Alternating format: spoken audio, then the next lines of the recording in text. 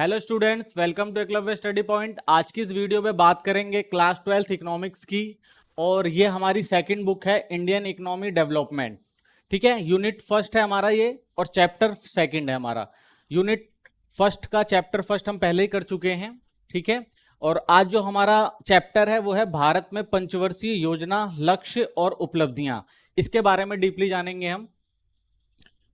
आप हमारा Telegram channel जो है वो ज्वाइन कर लीजिए, जो class 12th ESP new group नाम से है। इस पे आपको हमारे चैनल से संबंधित जो भी पीडीएफ नोट्स हैं और जो भी अपडेट्स हैं वो दे दी जाएंगी। साथ ही आप अगर हमारे डिटेल नोट्स पढ़ना चाहते हैं तो आप हमारी वेबसाइट विजिट कर सकते हैं, जो eklavyastudypoint.com नाम से है। ठीक है, तो जान लेते हैं किन किन टॉपिक्स पे डिस्कशन करेंगे आज हम। तो देखेंगे भारत में नियोजन किस तरह से शुरू हुआ, भारत का आर्थिक विकास की कौन कौन सी नीतियां थी, पंचवर्षीय योजना के क्या लक्ष्य रखे गए थे, कृषि की क्या विशेषताएं थी, क्या समस्याएं थी और किन नीतियों के चलते हमने अपने कृषि को प्रोत्साहन दिया 1950 से 1990 के बीच में। साथ ही देखेंगे औद्योगिक विकास हमारा कैसा रहा 1950 से 1990 के बीच में। और व्यापार देखेंगे किस तरह से हमारे व्यापार में आयात प्रतिस्थापन हुआ। तो ये हमारे जो टॉपिक रहेंगे जिसपे हम डिस्कशन करेंगे। ठीक है, तो शुरुआत करते हैं हम भारत में नियोजन से। ठीक है, यानी स्वतंत्रता के बाद भारत की जो अर्थव्यवस्था थी अगर देखी जाए तो वो उतनी अच्छी नहीं थी। तो हमारी अर्थव्यवस्था को सुधारना, क्योंकि किसी भी देश को अगर हमें विकास की तरफ लेकर जाना है तो उसका आर्थिक नियोजन बहुत जरूरी हो जाता है। क्योंकि भारत जो है वो ब्रिटिश के कब्जे में रहा था, ठीक है ना, और बहुत ही ज्यादा उनका आर्थिक शोषण हुआ था। तो इसलिए भी सोचना बहुत जरूरी था कि किस तरह से हम अपनी अर्थव्यवस्था का विकास कर सकते हैं। तो उसके लिए हमारे जितने भी अर्थशास्त्री थे या जितने भी हमारे राजनीतिक लोग थे, उन्होंने एक नियोजन का पैमाना बनाया विकास के लिए। ठीक है, तो सबसे पहले समझते हैं कि नियोजन होता क्या है तो और भारत में नियोजन की शुरुआत कैसे हुई। तो आर्थिक नियोजन क्या है? आर्थिक नियोजन एक ऐसी प्रणाली को संदर्भित करता है जिसके अंतर्गत केंद्रीय प्राधिकरण जैसे भारत में योजना आयोग लक्ष्यों का एक समूह निर्धारित करता है। ठीक है, और एक निश्चित समय अवधि के भीतर लक्ष्यों को प्राप्त करने के लिए कार्यक्रम और नीतियां बनाता है। ठीक है ना, और यह समूह क्या होता है कि उसको विकास की तरफ ले जाने का मार्ग दिखाता है।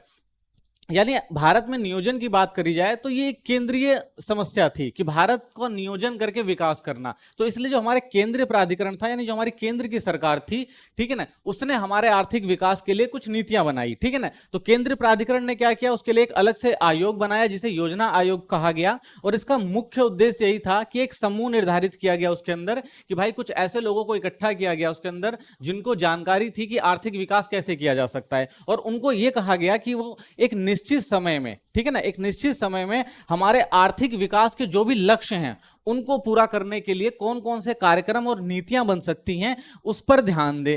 तो इस तरह से हमारी अर्थव्यवस्था के विकास के लिए एक नियोजन की प्रक्रिया शुरू गई कि भाई किन पैमानों के तहत हम अपना आर्थिक विकास कर सकते हैं और भारत की आर्थिक समृद्धि को हासिल कर सकते हैं। तो एक शुरुआत करी गई थी भारत में अपने आर्थिक विकास के लिए।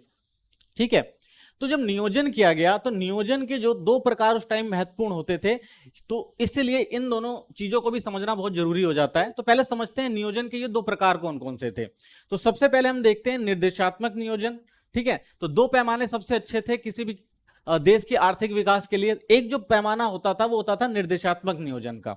तो ये एक ऐसी प्रणाली थी जिसमें नियोजन केवल मांग और पूर्ति की शक्तियों को संतुलित बनाए रखने के लिए किया जाता था। इसमें राज्य का कोई प्रत्यक्ष भागीदारी नहीं होती थी, पूंजीवादी अर्थव्यवस्था में अपनाया जाता था इसे। ठीक है ना, तो जो हमारा निर्देशात्मक नियोजन था वो एक तरह से कहा जाए तो बाजार की मांग और पूर्ति पर डिपेंड करता था। ठीक है ना, और इसमें सरकार का जो नियंत्रण होता था वो भी बहुत कम होता था। तो सरकार इस पर ज्यादा नियंत्रण नहीं रखती थी, बाजार मूलक अर्थव्यवस्था के हिसाब से काम चलता था। ठीक है ना, तो इनको ज्यादातर जो पूंजीवादी अर्थव्यवस्था वाले देश थे उन्होंने इसको अपनाया था।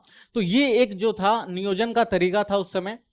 और एक और नियोजन का जो तरीका अपनाया जाता था वो था व्यापक नियोजन। ठीक है ना, इस योजना की यह प्रणाली थी जिसमें सरकार स्वयं वृद्धि और विकास की प्रक्रिया में भाग लेती थी। ठीक है ना, तो इसे समाजवादी अर्थव्यवस्थाओं द्वारा अपनाया गया था। तो जो लोग समाजवादी विचारधारा को फॉलो करते थे वो इसकी हिमायत करते थे।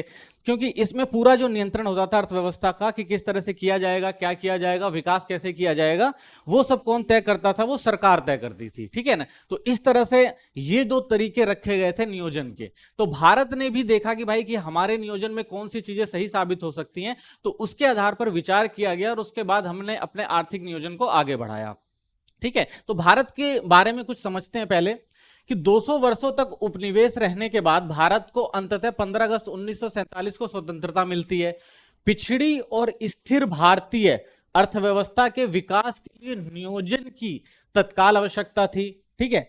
तो नियोजन क्यों जरूरी था? क्योंकि हमारी जो अर्थव्यवस्था थी वो बहुत ज्यादा कमजोर थी और उस अर्थव्यवस्था को सुधारने के लिए पहले एक नीति और कार्यक्रम बनाना बहुत जरूरी था। तो इसलिए हमारे जो भारत की जो सरकार थी, ठीक है, उन्होंने भी एक ऐसा पैमाना तय किया कि भाई पहले हम नियोजन करेंगे, देखेंगे हमें कहां किस चीज की जरूरत है, उसके बाद एक समय या एक समय अंतराल लेंगे और उसके तहत हम अपना आर्थिक विकास की योजनाएं बनाएंगे, ठीक है। तो इस तरह से भारत ने भी क्या किया? एक आर्थिक नियोजन की प्रणाली को आगे बढ़ाया। तो स्वतंत्र भारत की सरकार विकास की आर्थिक प्रणाली का निर्णय लेना था। तो उस समय अंतरराष्ट्रीय स्तर पर दो आर्थिक प्रणाली जो थी वो महत्वपूर्ण थी, लेकिन भारत ने इन दोनों ही प्रणालियों की मिलीजुली तीसरी प्रणाली को अपनाया। और ये आर्थिक जो प्रणालियां थी वो 3 प्रकार की थी। यानी उस समय देखा जाए अंतरराष्ट्रीय स्तर पर जो भी देश अपना आर्थिक विकास कर रहे थे वो 2 मुख्य प्रणालियों पर गौर करते थे। जो आर्थिक प्रणाली थी उसमें एक जो थी वो थी पूंजीवादी प्रणाली, ठीक है ना, जिसे हम पूंजीवादी अर्थव्यवस्था भी कह सकते हैं, और दूसरी जो थी वो समाजवादी अर्थव्यवस्था। तो जैसा हमने अभी पिछली स्लाइड में देखा ही था कि पूंजीवादी अर्थव्यवस्था किस पर डिपेंड होती है? वो बाजार मूलक अर्थव्यवस्था होती है और सरकार का नियंत्रण क्या होता है? वो कम होता है। वहीं समाजवादी अर्थव्यवस्था जो होती है उसके अंदर पूरा नियंत्रण कौन रखता है? सरकार रखती है कि देश की आर्थिक विकास कैसे किया जाएगा, ठीक है ना, और सारा नियंत्रण खुद कौन रखेगी? सरकार रखेगी। तो भारत ने इन दोनों से मिली जुली एक ऐसी अर्थव्यवस्था को अपनाया जिसे मिश्रित अर्थव्यवस्था कहा जाता है। यानी इन दोनों की जो अच्छी चीजें थी वो इसमें शामिल की गई, ठीक है। तो समझते हैं पहले इन तीनों अर्थव्यवस्थाओं को कि आखिर ये तीनों अर्थव्यवस्थाएं होती क्या हैं। तो इन अर्थव्यवस्था के प्रकार को समझते हैं पहले। तो सबसे पहले देखते हैं पूंजीवादी अर्थव्यवस्था क्या होती है। तो पूंजीवादी अर्थव्यवस्था वह होती है जिसमें उत्पादन के साधनों का स्वामित्व और नियंत्रण और संचालन निजी क्षेत्र द्वारा किया जाता है। यानी अर्थव्यवस्था में जो भी नियंत्रण है, ठीक है ना, बाजार में जो भी मांग है या पूर्ति है या क्या उत्पादन किया जाएगा, कितना उत्पादन किया जाएगा, किसके लिए उत्पादन किया जाएगा, ये जो समस्याएं हैं इनको दूर करने का काम कौन करते हैं? वो जो करते हैं वो निजी क्षेत्र करते हैं। यानी पूरा नियंत्रण जो होता है वो निजी क्षेत्र के पास होता है और इनका मेन मकसद जो होता है वो क्या होता है? लाभ कमाना होता है। क्योंकि ये प्राइवेट निजी क्षेत्र हैं तो इनका पूरा का पूरा जो जोर रहता है कि किस तरह से हम लाभ कमा सके। तो एक ये पूंजीवादी अर्थव्यवस्था जो थी उसमें अंतरराष्ट्रीय स्तर पर काफी प्रसिद्ध थी और ज्यादातर यूरोप के देश जो थे इस अर्थव्यवस्था को अपना चुके थे। आगे देखते हैं दूसरी जो थी वो समाजवादी अर्थव्यवस्था थी, ठीक है। तो समाजवादी अर्थव्यवस्था वह होती है जिसमें उत्पादन के साधनों का स्वामित्व, नियंत्रण और संचालन सरकार द्वारा किया जाता है। जहां पूंजीवादी अर्थव्यवस्था में सारा नियंत्रण निजी क्षेत्रों के पास होता है, वहीं समाजवादी व्यवस्था में सारा संचालन कौन करता है? सरकार करती है। इनका मुख्य उद्देश्य लोगों का सामाजिक कल्याण करना होता है। यानी सामाजिक अर्थव्यवस्था में जो सरकार होती है वो सामाजिक कल्याण के लिए नीतियां बनाती है कि भाई क्या बनाया जाएगा, कितना बनाया जाएगा, किसके लिए बनाया जाएगा, इसमें हमारे जो लोगों का भला कितना होगा, ठीक है ना। तो ये सब चीजों नियंत्रण कौन करती है? वो सरकार करती है। तो एक तरह से ये सामाजिक कल्याण को परिभाषित करती है। आगे देखते हैं मिश्रित अर्थव्यवस्था क्या होती है। तो ये जो समाजवादी अर्थव्यवस्था थी तो इसको ज्यादातर यूरोपीय संघ और उससे संबंधित जो देश थे उन्होंने इसको अपनाया था। मिश्रित अर्थव्यवस्था की बात करते हैं तो मिश्रित आर्थिक जो प्रणाली थी इससे तात्पर्य अर्थव्यवस्था की केंद्रीय समस्याओं को हल करने के लिए सार्वजनिक क्षेत्र और निजी क्षेत्र को उनसे संबंधित भूमिकाएं आवंटित कर दी जाती हैं, ठीक है ना। तो मिश्रित जो अर्थव्यवस्था थी उसके अंदर दोनों को रखा जाता है। यानी सार्वजनिक क्षेत्र को भी रखा जाता है और निजी क्षेत्र को भी रखा जाता है और देखा जाता है कि भाई किसकी भूमिका किसमें अच्छी हो सकती है तो वो चीज उसको आवंटित कर दी जाती है, ठीक है ना। तो मिश्रित अर्थव्यवस्था को जो है जो नए देश उभर कर आए थे, भारत जैसे देश जिनको अपनी अर्थव्यवस्था का विकास करना था और साथ में सामाजिक कल्याण को भी देखना था, तो बहुत सारे देशों ने इस अर्थव्यवस्था को अपनाया, भारत सहित, ठीक है। आगे देखते हैं तो भारत की आर्थिक विकास की नीति क्या थी। यानी जब भारत आजाद हुआ तो भारत की सबसे बड़ी समस्या तो यही थी कि हम किस तरह से अपना आर्थिक विकास करें, ठीक है ना। बेरोजगारी बहुत ज्यादा थी, आर्थिक पिछड़ापन काफी था। तो इसलिए नियोजन का कार्यक्रम रखा गया और नियोजन के बाद आर्थिक विकास नीति के कुछ लक्ष्य निर्धारित किए गए। तो उनमें क्या रखा गया, भारत जैसे लोकतांत्रिक देश में निजी स्वामित्व को पूरी तरह से खत्म करना संभव नहीं है, क्योंकि हमने एक लोकतांत्रिक व्यवस्था अपनाई थी। तो लोकतांत्रिक व्यवस्था में सबको समान अधिकार दिया जाता है, तो उसमें से निजी स्वामित्व को तो हम खत्म कर ही नहीं सकते थे। ठीक है, तो इसीलिए हमें एक ऐसा रास्ता तय करना था जो दोनों के लिए फायदेमंद हो, सार्वजनिक क्षेत्र के लिए भी और निजी क्षेत्र के लिए भी। तो इसीलिए भारतीय अर्थव्यवस्था ने मिश्रित अर्थव्यवस्था को अपनाया। ठीक है, और इसमें समाजवादी और पूंजीवादी अर्थव्यवस्था दोनों की ही बेहतरीन जो विशेषताएं थी उनको रखा गया। ठीक है, तो इस तरह से भारत ने मिश्रित अर्थव्यवस्था को अपनाया ताकि समाजवादी और निजी, ठीक है ना, दोनों क्षेत्रों को एक साथ लेकर चला जा सके। और इनका जो उद्देश्य था एक मजबूत सार्वजनिक क्षेत्र का निर्माण करना था।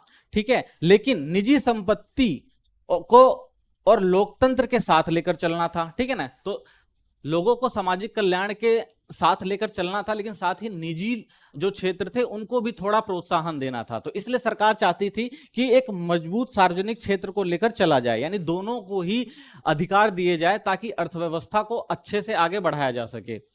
ठीक है, तो ये भारत की जो थी वो आर्थिक विकास की एक नीति थी।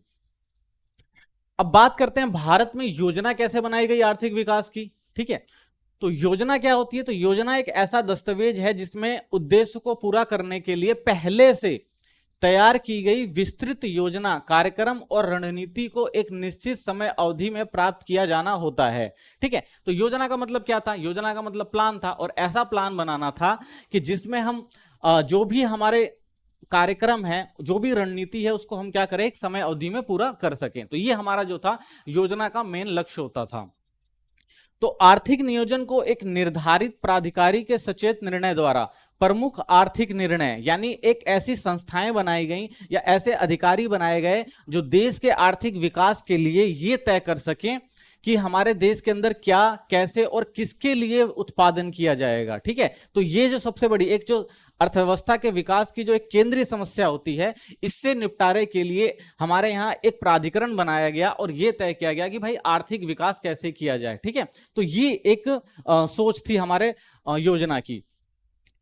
ठीक है, तो उसके बाद जो उत्पादन कैसे किया जाए, लेने के रूप में परिभाषित किया जा सकता है, जो समग्र रूप से अर्थव्यवस्था के व्यापक सर्वेक्षण के आधार पर होता था। यानी पहले क्या किया जाता था, हमारी अर्थव्यवस्था का एक व्यापक सर्वेक्षण किया गया कि भाई किस जगह जरूरत है और किस जगह सुधार की जरूरत है और किस में नयापन लाया जा सकता है, किस में विकास से ज्यादा फायदा होगा। तो ये सारी जो है रणनीति बनाई जा रही थी उस टाइम। ठीक है ना, तो योजना के तहत ये सारी चीजें जो थी करी गई भारतीय अर्थव्यवस्था के विकास के लिए।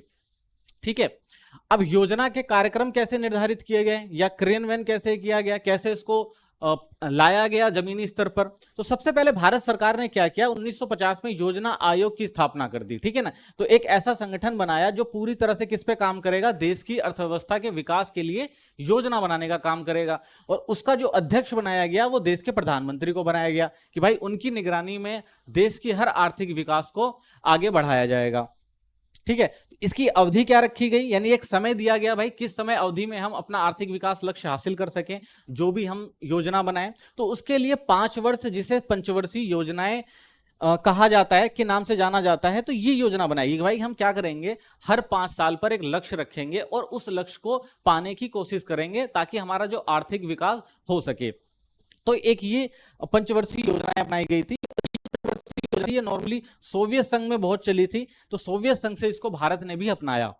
ठीक है, क्योंकि इसके बहुत अच्छे फायदे सोवियत संघ में देखने को मिले थे। तो यही सोचकर भारत ने भी अपने आर्थिक विकास में पंचवर्षीय योजनाएं बनाई और उनका एक कुछ लक्ष्य जो थे वो निर्धारित किए। ठीक है, हालांकि फरवरी 2015 में योजना आयोग की जगह नीति आयोग ने ले ली है, तो थोड़ा सा इसका नाम परिवर्तन करके कुछ चीजों को नए स्तर से शुरुआत की गई है। ठीक है, लेकिन मेन मकसद इसका भी यही होता है कि एक योजना बना के देश के आर्थिक विकास को आगे की तरफ ले जाना होता है।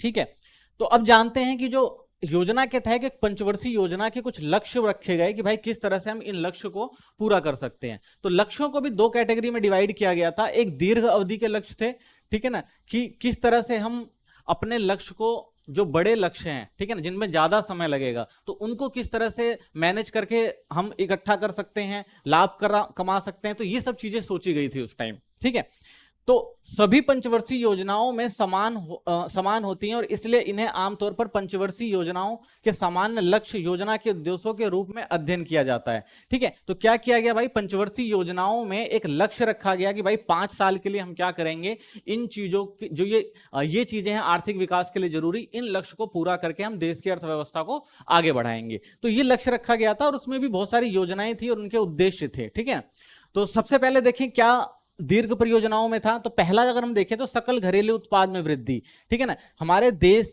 में जो उत्पादन था, उत्पादन जो था वो बहुत कम था या नाम मात्र का उत्पादन था। तो सबसे पहले ये लक्ष्य रखा गया कि हम अपने सकल घरेलू जो उत्पाद हैं उसको आगे बढ़ाएं, जीडीपी को आगे बढ़ाएं, क्योंकि जब हमारे यहाँ उत्पादन क्षमता बढ़ेगी, लोगों को रोजगार मिलेगा, तो आर्थिक विकास जो होगा अपने आप हो जाएगा। तो एक ये लक्ष्य रखा गया था।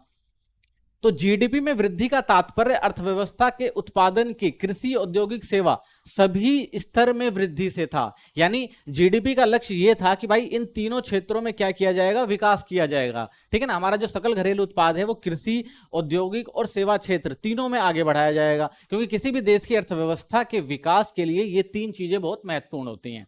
ठीक है, तो कृषि तो हमारे यहां शुरू से चली आ रही थी, औद्योगिक जो हमारा विकास था वो भी काफी धीमा था, सेवा क्षेत्र में भी कोई इतना ज्यादा काम देखने को नहीं मिलता है। तो इसीलिए लक्ष्य रखा गया कि हम सकल घरेलू उत्पाद इन तीनों क्षेत्रों में क्या करेंगे, आगे बढ़ाएंगे। ठीक है, साथ ही देश की वस्तुओं और सेवाओं के उत्पादन की क्षमता को बढ़ाना था। तो हमारे देश के अंदर ही क्या किया जाएगा, वस्तुओं और सेवाओं के उत्पादन को बढ़ाया जाएगा, जो देश के आर्थिक विकास के लिए महत्वपूर्ण थी। ठीक है, साथ ही परिवहन और बैंकिंग, बिजली, संचार आदि जैसी सहायक सेवाओं को बढ़ाकर भी जीडीपी को बढ़ाया जा सकता था। तो ये जो इंपॉर्टेंट चीज होती है, यानी किसी भी अर्थव्यवस्था के विकास के लिए या उत्पादन प्रक्रिया के लिए ये जो चीजें महत्वपूर्ण थी, ठीक है, यानी परिवहन, बैंकिंग, बिजली और संचार, ये महत्वपूर्ण होता है। तो सरकार ने इसको भी आगे बढ़ाने पर महत्वपूर्ण कदम उठाए थे। तो पहला जो हमारा लक्ष्य था वो था सकल घरेलू उत्पाद को बढ़ाना, योजना के तहत, पहली योजना के तहत। ठीक है, दूसरा समानता। समानता इसलिए जरूरी थी क्योंकि भारत में आर्थिक पिछड़ापन जो था वो हमारे यहां अमीरों के और अमीर होने से गरीबों का शोषण होने से हुआ था। तो इसलिए यह लक्ष्य रखा गया कि भाई समानता बहुत जरूरी है, अगर समानता होगी तभी हर कोई जो है अपने आर्थिक विकास को हासिल कर सकता है। तो समानता का उद्देश्य यह सुनिश्चित करना था कि प्रत्येक भारतीय अपनी बुनियादी जरूरतों जैसे भोजन, घर, शिक्षा और स्वास्थ्य देखभाल को पूरा करने में सक्षम हो और धन के वितरण में असमानता को कम किया जाए। ठीक है, यानी समानता तभी दी जा सकती है जो बुनियादी चीजें हैं वो हर एक व्यक्ति तक पहुंचे। ठीक है ना, रोटी, कपड़ा और मकान, ये जो तीन चीजें थी ये बहुत महत्वपूर्ण थी किसी भी व्यक्ति के आर्थिक विकास के लिए। ठीक है ना, और भारत में क्योंकि गरीबी ज्यादा थी इसलिए इनका अभाव हमें बड़े पैमाने पर देखने के लिए मिलता है। तो सरकार ने कहा भाई अगर हमें अपना आर्थिक विकास करना है तो लोगों को भी थोड़ा समृद्ध करना पड़ेगा, उनको बुनियादी चीजें देनी पड़ेंगी, तभी आर्थिक विकास के मायने रह जाते हैं। तो ये भी सरकार की एक महत्वपूर्ण योजनाओं में था कि भाई समानता का दर्जा सबको दिया जाए। ठीक है ना, तो असमानता को कम किया जाए। अगला, समानता का उद्देश्य सभी लोगों के जीवन स्तर को ऊपर भी उठाना था। ठीक है, और सामाजिक न्याय को बढ़ाना था। तो गरीब जो लोग थे उनका जो जीवन स्तर था वो काफी नीचे था, उनकी स्वास्थ्य, शिक्षा, ये सब चीजों पर इतना ध्यान नहीं दिया जाता था। तो सरकार चाहती थी कि भाई सबको समानता मिले ताकि सारे अपने विकास के लक्ष्य को हासिल कर सकें। ठीक है ना, अगर नीचे स्तर से विकास होगा तो ऊपर जो विकास अपने आप हो जाएगा। तो ये जो था हमारी सरकार का सोचना था, इसीलिए समानता के एक लक्ष्य को हमारे यहाँ रखा गया आर्थिक विकास के पैमाने पर। आगे तीसरा देखते हैं, आधुनिकरण। तो आधुनिकरण वस्तुओं और सेवाओं के उत्पादन को बढ़ाने के लिए तकनीक को अपनाना था। यानी हमारी जो अर्थव्यवस्था थी वो काफी पिछड़ी हुई थी। ठीक है ना, आज भी हम पुराने पैमानों पर अपने आर्थिक विकास को लेकर चल रहे थे। ठीक है ना, हथकरघा हमारा चलता था। ठीक है ना, कृषि में औद्योगिकरण नहीं हुआ था, जिससे कृषि भी हमारी काफी पिछड़ी हुई थी। तो इन सब पे जोर देकर यह कहा गया कि भाई जब तक आधुनिकरण नहीं होगा तब तक आर्थिक विकास के लक्ष्य को हासिल नहीं किया जा सकता। तो इसीलिए कृषि में नए बीज की किस्मों या कारखानों में नई तरह की मशीन का इस्तेमाल हो सकता था। तो ये जोर दिया गया कि भाई हम क्या करेंगे, कृषि में भी आधुनिकरण करेंगे और उद्योगों में भी आधुनिकरण करेंगे। ठीक है, यानी कि कृषि में क्या करेंगे, नए किस्म की बीजों का उत्पादन करेंगे। ठीक है, और साथ ही हमारे यहाँ जो मशीनों का उत्पादन नहीं होता है, मशीनों का भी उत्पादन किया जाएगा। तो ये भी हमारा जो था एक आर्थिक लक्ष्य हासिल करना का पैमाना था।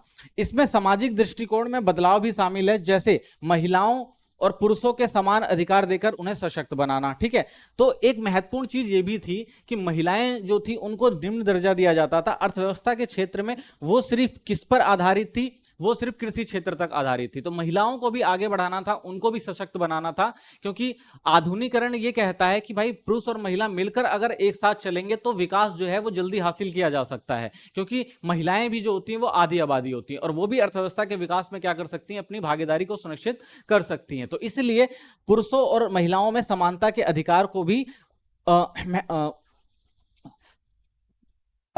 क्या दिया, महत्व दिया जाने लगा था। ठीक है, आगे देखते हैं आत्मनिर्भरता। तो आत्मनिर्भरता भी आर्थिक विकास के लक्ष्य को हासिल करने के लिए महत्वपूर्ण था। क्यों? क्योंकि आत्मनिर्भरता का मतलब है वस्तुओं के आयात से बचाना जो भारत में ही उत्पादित की जा सकती हैं, ताकि आर्थिक विकास और आधुनिकीकरण को बढ़ावा मिल सके। तो आत्मनिर्भरता का मतलब यह था कि भारत के अंदर पूंजीगत वस्तुएं या सेवाओं का जो अभाव था उनको भारत के अंदर ही क्या करना था, विकसित करना था। क्योंकि हम ज्यादातर किस पे डिपेंड थे, हम ज्यादातर यूरोप के देशों से या यूं कहें बाहर से हम जो भी हमारी पूंजीगत वस्तुएं होती थी उनका आयात करते थे। ठीक है, हमारे यहां मशीनरी उपलब्ध नहीं थी। तो इन सब चीजों को भारत के अंदर अगर निर्मित कर दिया जाता तो हम आत्मनिर्भर होते, हमें बाहरी देशों पर डिपेंड रहना नहीं पड़ता।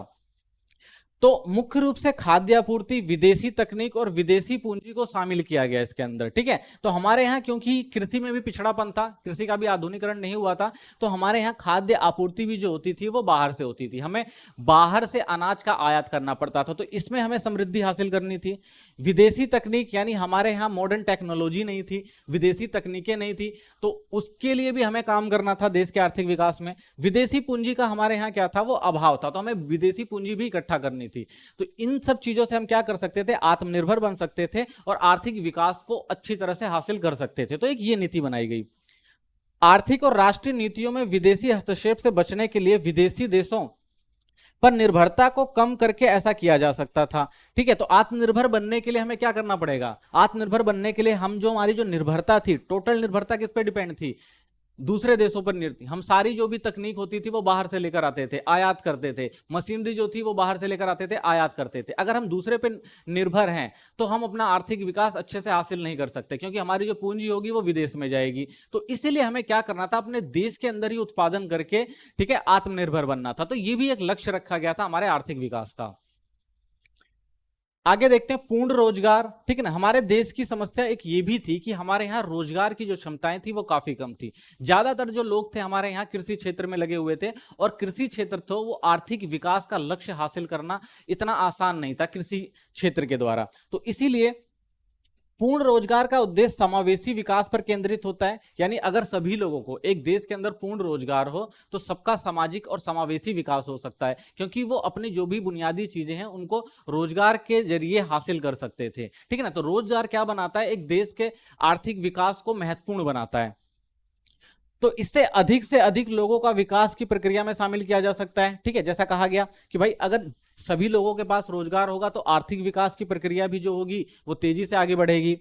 विकास के लाभों को समाज व्यापक वर्गों में साझा किया जाना था। ठीक है ना, तो जो भी विकास हो रहा है वो समाज के सभी तबकों तक पहुंचे, ऐसी भी मान्यता थी। सामाजिक न्याय के साथ विकास को हासिल करना था। साथ ही सरकार ने यह भी लक्ष्य रखा था कि भाई सामाजिक विकास के साथ हमें क्या करना, अपने लक्ष्य को हासिल करना है। ठीक है ना, यानी ऐसा नहीं कि कोई एक व्यक्ति आगे बढ़ जाए और बाकी सब जो है वो पीछे और गरीबी के हालात में जिए। तो सरकार का यही उद्देश्य था कि भाई सामाजिक विकास होना चाहिए, यानी उस समाज में जो भी लोग रह रहे हो सब आगे बढ़े, सबका विकास हो। ये हमारी आर्थिक नीति के अंदर ये भी तय किया गया था। ठीक है, अब दूसरा देखते हैं अल्प अवधि के लक्ष्य। वो तो हमारे दीर्घ अवधि के लक्ष्य थे, यानी 5 साल की योजनाएं बना ली गई और कहा गया भाई इन लक्ष्यों को हासिल किया जाएगा। ठीक है, तो वो दीर्घ अवधि के लक्ष्य थे। उसके बाद आता है अल्प अवधि, यानी कुछ ऐसी चीजें थी जिनको जल्दी से जल्दी हासिल करना बहुत जरूरी था अगर हम अपना आर्थिक विकास करना था और अपने देश को आगे बढ़ाना था। तो अल्पकालीन लक्ष्य वह होते हैं जिसमें निकट भविष्य में पूरा किया जाना चाहते हैं। ठीक है, तो कुछ ऐसे भी लक्ष्य होते हैं जिनको हमें जल्दी से जल्दी पाना होता है, तो उसको हमने अल्प अवधि के लक्ष्य के रूप में रखा था भारतीय अर्थव्यवस्था के विकास के लिए। तो इसमें हमने क्या किया, जो हमारी पंचवर्षीय योजनाएं थी, ठीक है ना। हर एक पंचवर्षीय योजना में कुछ अल्प अवधि के लक्ष्य निर्धारित किए गए थे, ठीक है ना। अगर हम बात करें पहली योजना में, तो मुख्य उद्देश्य जो था वो स्थिर कृषि उत्पादन को गति देना था, ठीक है, क्योंकि उस समय हमारे यहाँ ज्यादातर लोग जो थे वो कृषि अर्थव्यवस्था में ज्यादा लोग जुड़े हुए थे, तो हमें कृषि को जो था वो प्रोत्साहित करना था। जो हमारी कृषि थी वो स्थिर थी, उसका आधुनिकीकरण करके उसका विकास करना था। तो एक ये हमारा उस टाइम लक्ष्य था, ठीक है। दूसरा, अगले योजना में, दूसरी योजना में हमें क्या किया गया, कृषि के उत्पादन में वृद्धि की बात रखी गई, यानी जो पहले स्थिर थी उसको और आगे बढ़ाना था। तीसरी में औद्योगिक उत्पादन में वृद्धि का लक्ष्य रखा गया। चौथी में खाद्यान्नों में आत्मनिर्भरता का लक्ष्य था कि भाई हमारे यहाँ हम जो बाहर से खाद्यान्न मंगा रहे हैं उनको देश के अंदर ही उत्पादन करके दूसरों पे जो निर्भरता उसको खत्म किया जाए। मूल्य स्थिरता और जनशक्ति का पूर्ण उपयोग करना, यानी हम जो भी हमारी मूल्य स्थिरता, यानी जो भी हमारी चीज है उनका उपयोग करके देश की अर्थव्यवस्था को आगे बढ़ाना। गरीबी उन्मूलन करना, हमारे यहाँ गरीबी को कम करना एक लक्ष्य था छठी योजना में। सातवीं योजना में रोजगार को अधिक अवसर को विकसित करना, यह था। आठवीं में पूर्ण रोजगार शिक्षा के सार्वभौमिकरण के उद्देश्य को बल दिया गया, ठीक है। नौवीं योजना में विकास, मूल्य स्थिरता, पर्यावरणीय स्थिरता, इन सबको रखा गया। 10वीं योजना में जीवन की बेहतरीन गुणवत्ता को बढ़ाने का लक्ष्य था, ठीक है। 11वीं योजना में गरीबी में कमी, रोजगार का सृजन और पर्यावरण का संरक्षण, इसको महत्वपूर्ण माना गया। और 12वीं योजना में टिकाऊ और समावेशी विकास की बात की गई। तो ये कुछ अल्प अवधि के लक्ष्य थे जिनको सरकार ने निर्धारित किया था। भाई इनको भी अर्थव्यवस्था के विकास में लेकर चलना जरूरी है, क्योंकि इससे ही आर्थिक विकास जो है वो आगे बढ़ेगा। तो इसलिए इनको भी सरकार ने कुछ समय के अंतराल में पूरा करने का जो था वो लक्ष्य रखा था, ठीक है।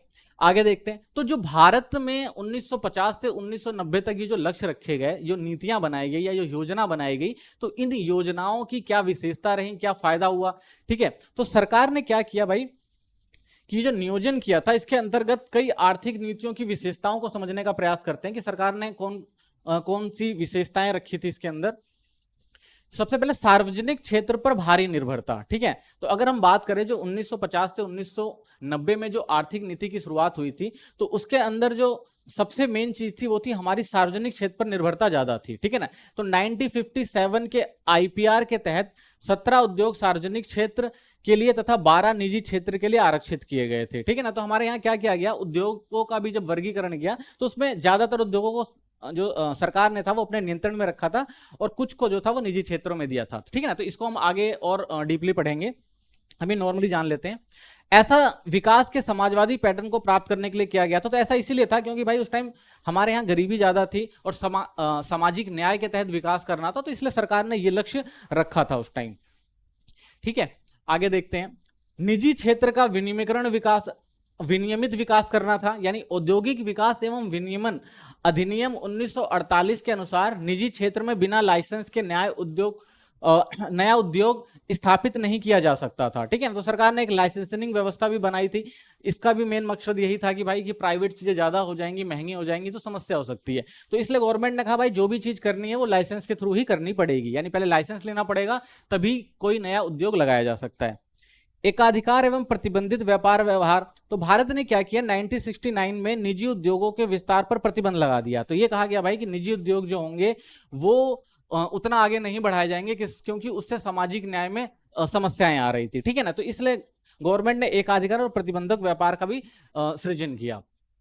आगे तीसरा, लघु उद्योगों का संरक्षण एवं बड़े उद्योगों का विनियमन किया गया, ठीक है ना। तो गवर्नमेंट को लगता था भाई कि अगर ज्यादा बड़े उद्योग होंगे, ठीक है ना, तो उसका फायदा जो होगा वो ज्यादा बड़े लोगों को होगा, छोटे स्तर पर उसका फायदा हो नहीं पाएगा। तो इसलिए गवर्नमेंट ने भी लघु उद्योगों को आगे बढ़ाने का जो था एक लक्ष्य रखा था। तो कुछ क्षेत्र विशेष के रूप में लघु उद्योगों के लिए आरक्षित किए गए, ठीक है ना। उनकी आवश्यकताओं को पूरा करने के लिए वित्तीय संस्थाएं विकसित की गई, ठीक है ना। तो ये कहा गया कि भाई कि जो भी छोटे पैमाने के उद्योग हैं, लघु उद्योग हैं, उनको क्या एक वित्तीय संस्थाएं बनेगी भाई कि आपको कोई भी समस्या है तो ये संस्थाएं जो है आपकी मदद करेंगी, ठीक है ना।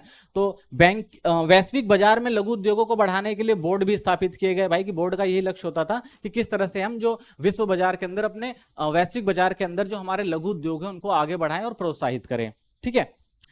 फोर्थ देखते हैं, सामरिक महत्व के भारी उद्योग का विकास। तो हमारे यहाँ जो भारत आजाद हुआ था तो उस समय भारत का बंटवारा हुआ था, उस समय भारत को थोड़ी समस्याओं का सामना करना पड़ा था, युद्ध वगैरह भी करने पड़े थे, तो ठीक है ना। तो वो भी एक महत्वपूर्ण लक्ष्य था हमारा कि भाई किस तरह से हम अपनी सुरक्षा के साथ अपना आर्थिक विकास करें, ठीक है। तो ज्यादातर जो भी भारी उद्योग था, ठीक है ना, उनका जो विकास जो था वो भारत के नियंत्रण में हुआ, ठीक है ना, सरकार के नियंत्रण में ही किया गया, ठीक है। जैसे बिजली उत्पादन हो गया, इंजीनियरिंग सामान हो गया, लोहा और इस्पात उद्योग हो गया, तो ये सब जो चीजें थी वो गवर्नमेंट ने अपने नियंत्रण के तहत ही विस्तारित की, यानी इनके विकास के लिए गवर्नमेंट पे निर्भर रहना इनको ज्यादा पड़ता था। ठीक है, आगे देखते हैं, बचत और निवेश पर ध्यान। तो क्योंकि विकास करना था और विकास के लिए निवेश की जरूरत थी, और निवेश के लिए क्या चाहिए था, बचत चाहिए थी, तो सरकार ने इस पे भी काफी जोर दिया। तो बचत को बढ़ावा देने के लिए उच्च ब्याज दरों की पेशकश की गई। तो ये कहा गया भाई कि जितनी उच्च दरों पर ब्याज होगा उतना ज्यादा फायदा होगा, ठीक है ना, उतना ज्यादा बचत होगी, तो इस पे ध्यान दिया गया। सब्सिडी और पूंजी के अनुदान के माध्यम से निवेश को प्रोत्साहित किया गया, ठीक है ना। अगर किसी को छोटे पैमाने के उद्योग होगा या छोटे अगर जो व्यापारी वगैरह हो गए, तो उनको आगे बढ़ाने के लिए गवर्नमेंट ने क्या किया, सब्सिडी और पूंजी अनुदान भी दिया, ठीक है ना। तो ये सब चीजें करके भी गवर्नमेंट क्या करना चाहती थी, बचत और निवेश को बढ़ाना चाहती थी। विदेशी प्रतिस्पर्धा से सुरक्षा, ठीक है ना। आर्थिक विकास का एक और लक्ष्य रखा गया था कि आयात पर उच्च आयात शुल्क और मात्रात्मक प्रतिबंध लगाया जाए, ठीक है। यानी कि बाहर से अगर कोई सामान आएगा तो उसकी मात्रा तय थी कि भाई कितना आएगा और कितना जाएगा, और ये भी तय कर दिया गया भाई बाहर से जो सामान आएगा उस पर शुल्क जो है वो ज्यादा लगाया जाएगा, ठीक है। तो ये भी एक तरह से देखा जाए तो संरक्षण देना था हमारे जो देश का बना सामान था उसको। केंद्रीकृत योजनाएं बनाई गई थी। अधिकतम लाभ के लिए राज्य स्तरीय विकास कार्यक्रम को केंद्रीय योजनाओं के अनुसार संरेखित किया गया, यानी जो भी योजनाएं बनती थी वो सब किसके नियंत्रण में होती थी, केंद्र के नियंत्रण में होती थी, और वही उनके लक्ष्य को हासिल करने के जो पैमाने होते थे वो तय करते थे, ठीक है ना। तो केंद्रीय योजनाएं जो थी उस टाइम महत्वपूर्ण हुआ करती थी आर्थिक विकास के लिए, ठीक है। आगे देखते हैं, विदेशी पूंजी पर प्रतिबंध लगा दिया गया था, ठीक है ना। विदेशी पूंजी पर प्रतिबंध का मेन मकसद यही था कि हम अपने आप को क्या बनाना चाहते थे, आत्मनिर्भर बनाना चाहते थे, और ये नहीं चाहते थे कि दूसरे देश की कंपनियां आकर हमारे देश में मुनाफा कमाए। तो विदेशी मुद्रा विनिमय के अधिनियम के माध्यम से एफडीआई को नियंत्रित और विनियमित कर दिया गया, यानी कि जो फॉरेन डायरेक्ट इन्वेस्टमेंट था, एफडीआई जो था, यानी जो बाहर से डायरेक्ट हमारे देश के अंदर कोई भी व्यापार कर सकता था, ठीक है ना, उसको क्या कर दिया गया, जो इन्वेस्टमेंट या निवेश कर सकता था उसको क्या किया गया, नियंत्रित और विनियमित किया गया। यानी तय कर दिया गया कि भाई जिस चीज की जरूरत होगी हम वो चीज आपसे लेंगे, ठीक है ना। डायरेक्ट इन्वेस्टमेंट अलाउड नहीं किया गया उस टाइम। विदेशी ऋणों को एफडीआई पर प्राथमिकता दी गई, यानी हमारा यह लक्ष्य नहीं था कि भाई कोई विदेशी कंपनी आके हमारे देश के अंदर इन्वेस्टमेंट करे। इससे ज्यादा हम ये सोचते थे कि भाई हम क्या लेंगे, विदेशों से कर्जा लेकर हम खुद वो चीजें कर लेंगे जो विदेशी कंपनियां हमारे देश के अंदर आकर उत्पादित करेंगी। तो यह विदेशी निवेशकों द्वारा घरेलू बाजार के आर्थिक नियंत्रण को कम करने के लिए किया गया था। तो मेन मकसद यही था कि भाई कि हमारा आर्थिक नियंत्रण भारत सरकार के पास हो, ठीक है ना, और भारत अपने आर्थिक लक्ष्य को इस तरह से हासिल करके, तो पूरा नियंत्रण जो भारत जो किस पे रखना चाहता था, अपने पास रखना चाहता था, विदेशी कंपनियों को भारत की अर्थव्यवस्था से दूर रखना चाहता था, और भारत ये चाहता था कि भाई हम खुद आत्मनिर्भर बन के इन सब चीजों को लेकर आगे चलें, ठीक है ना, बाहरी देशों का नियंत्रण जो है हमारे पास कम हो। तो ये भी एक नीति थी हमारे आर्थिक विकास की।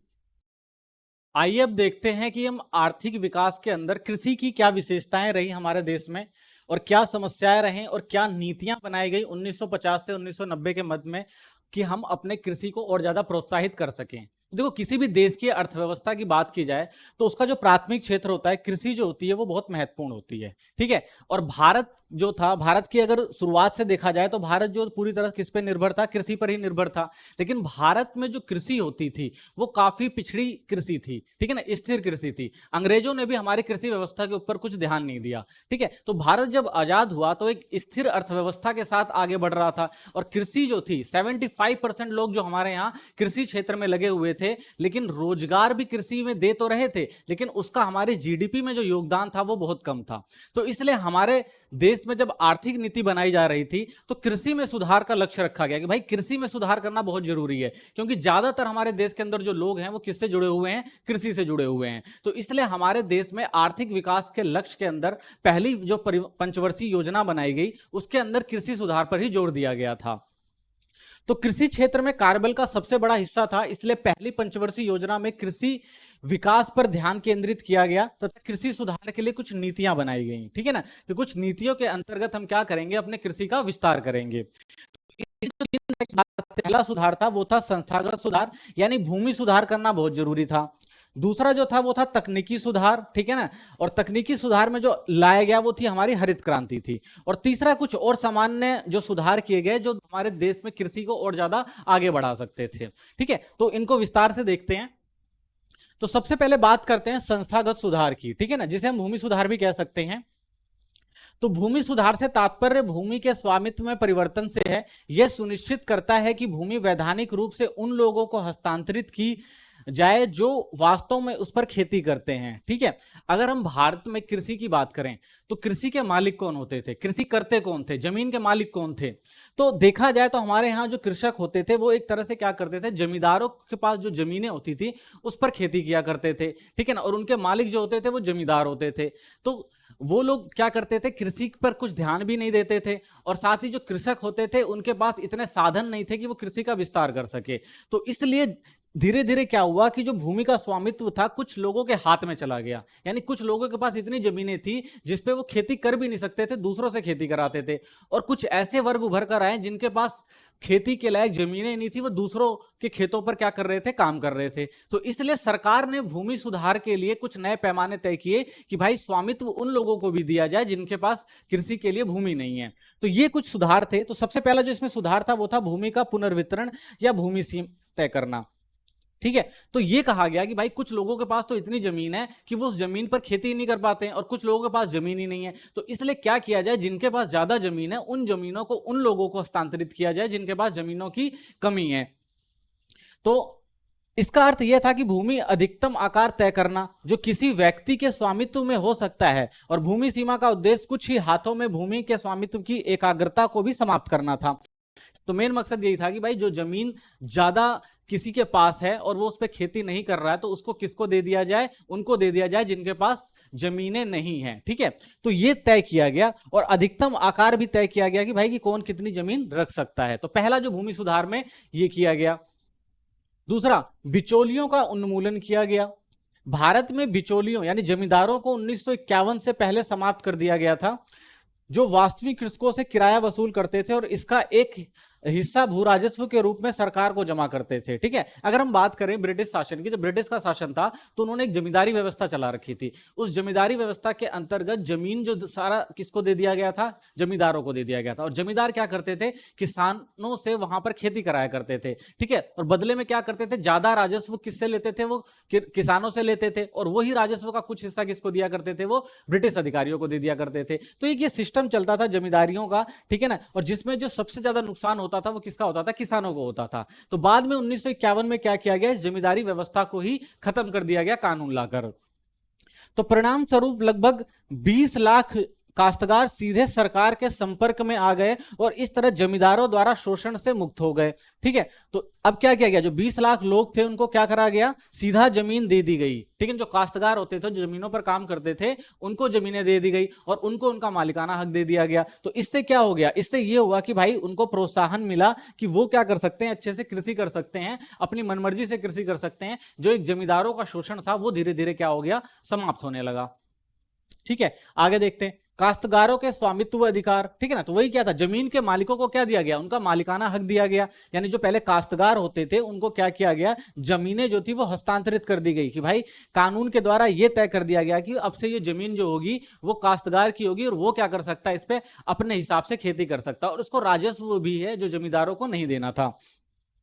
तो कुछ राज्यों में काश्तकारों का मालिक बनाया गया और उनसे पिछले मालिकों को मुआवजा देने के लिए कहा गया। ठीक है ना, कुछ ऐसी भी जगह थी जहां पर काश्तकार जो थे वो मालिकों की जमीनों पे काम करते थे। तो सरकार ने यह तय किया कि भाई कुछ मुआवजा आप मालिकों को दे दो और वो जमीन किसके नियंत्रण में आ जाएगी, आपके नियंत्रण में आ जाएगी। तो ये भी एक नीति तय करी गई थी।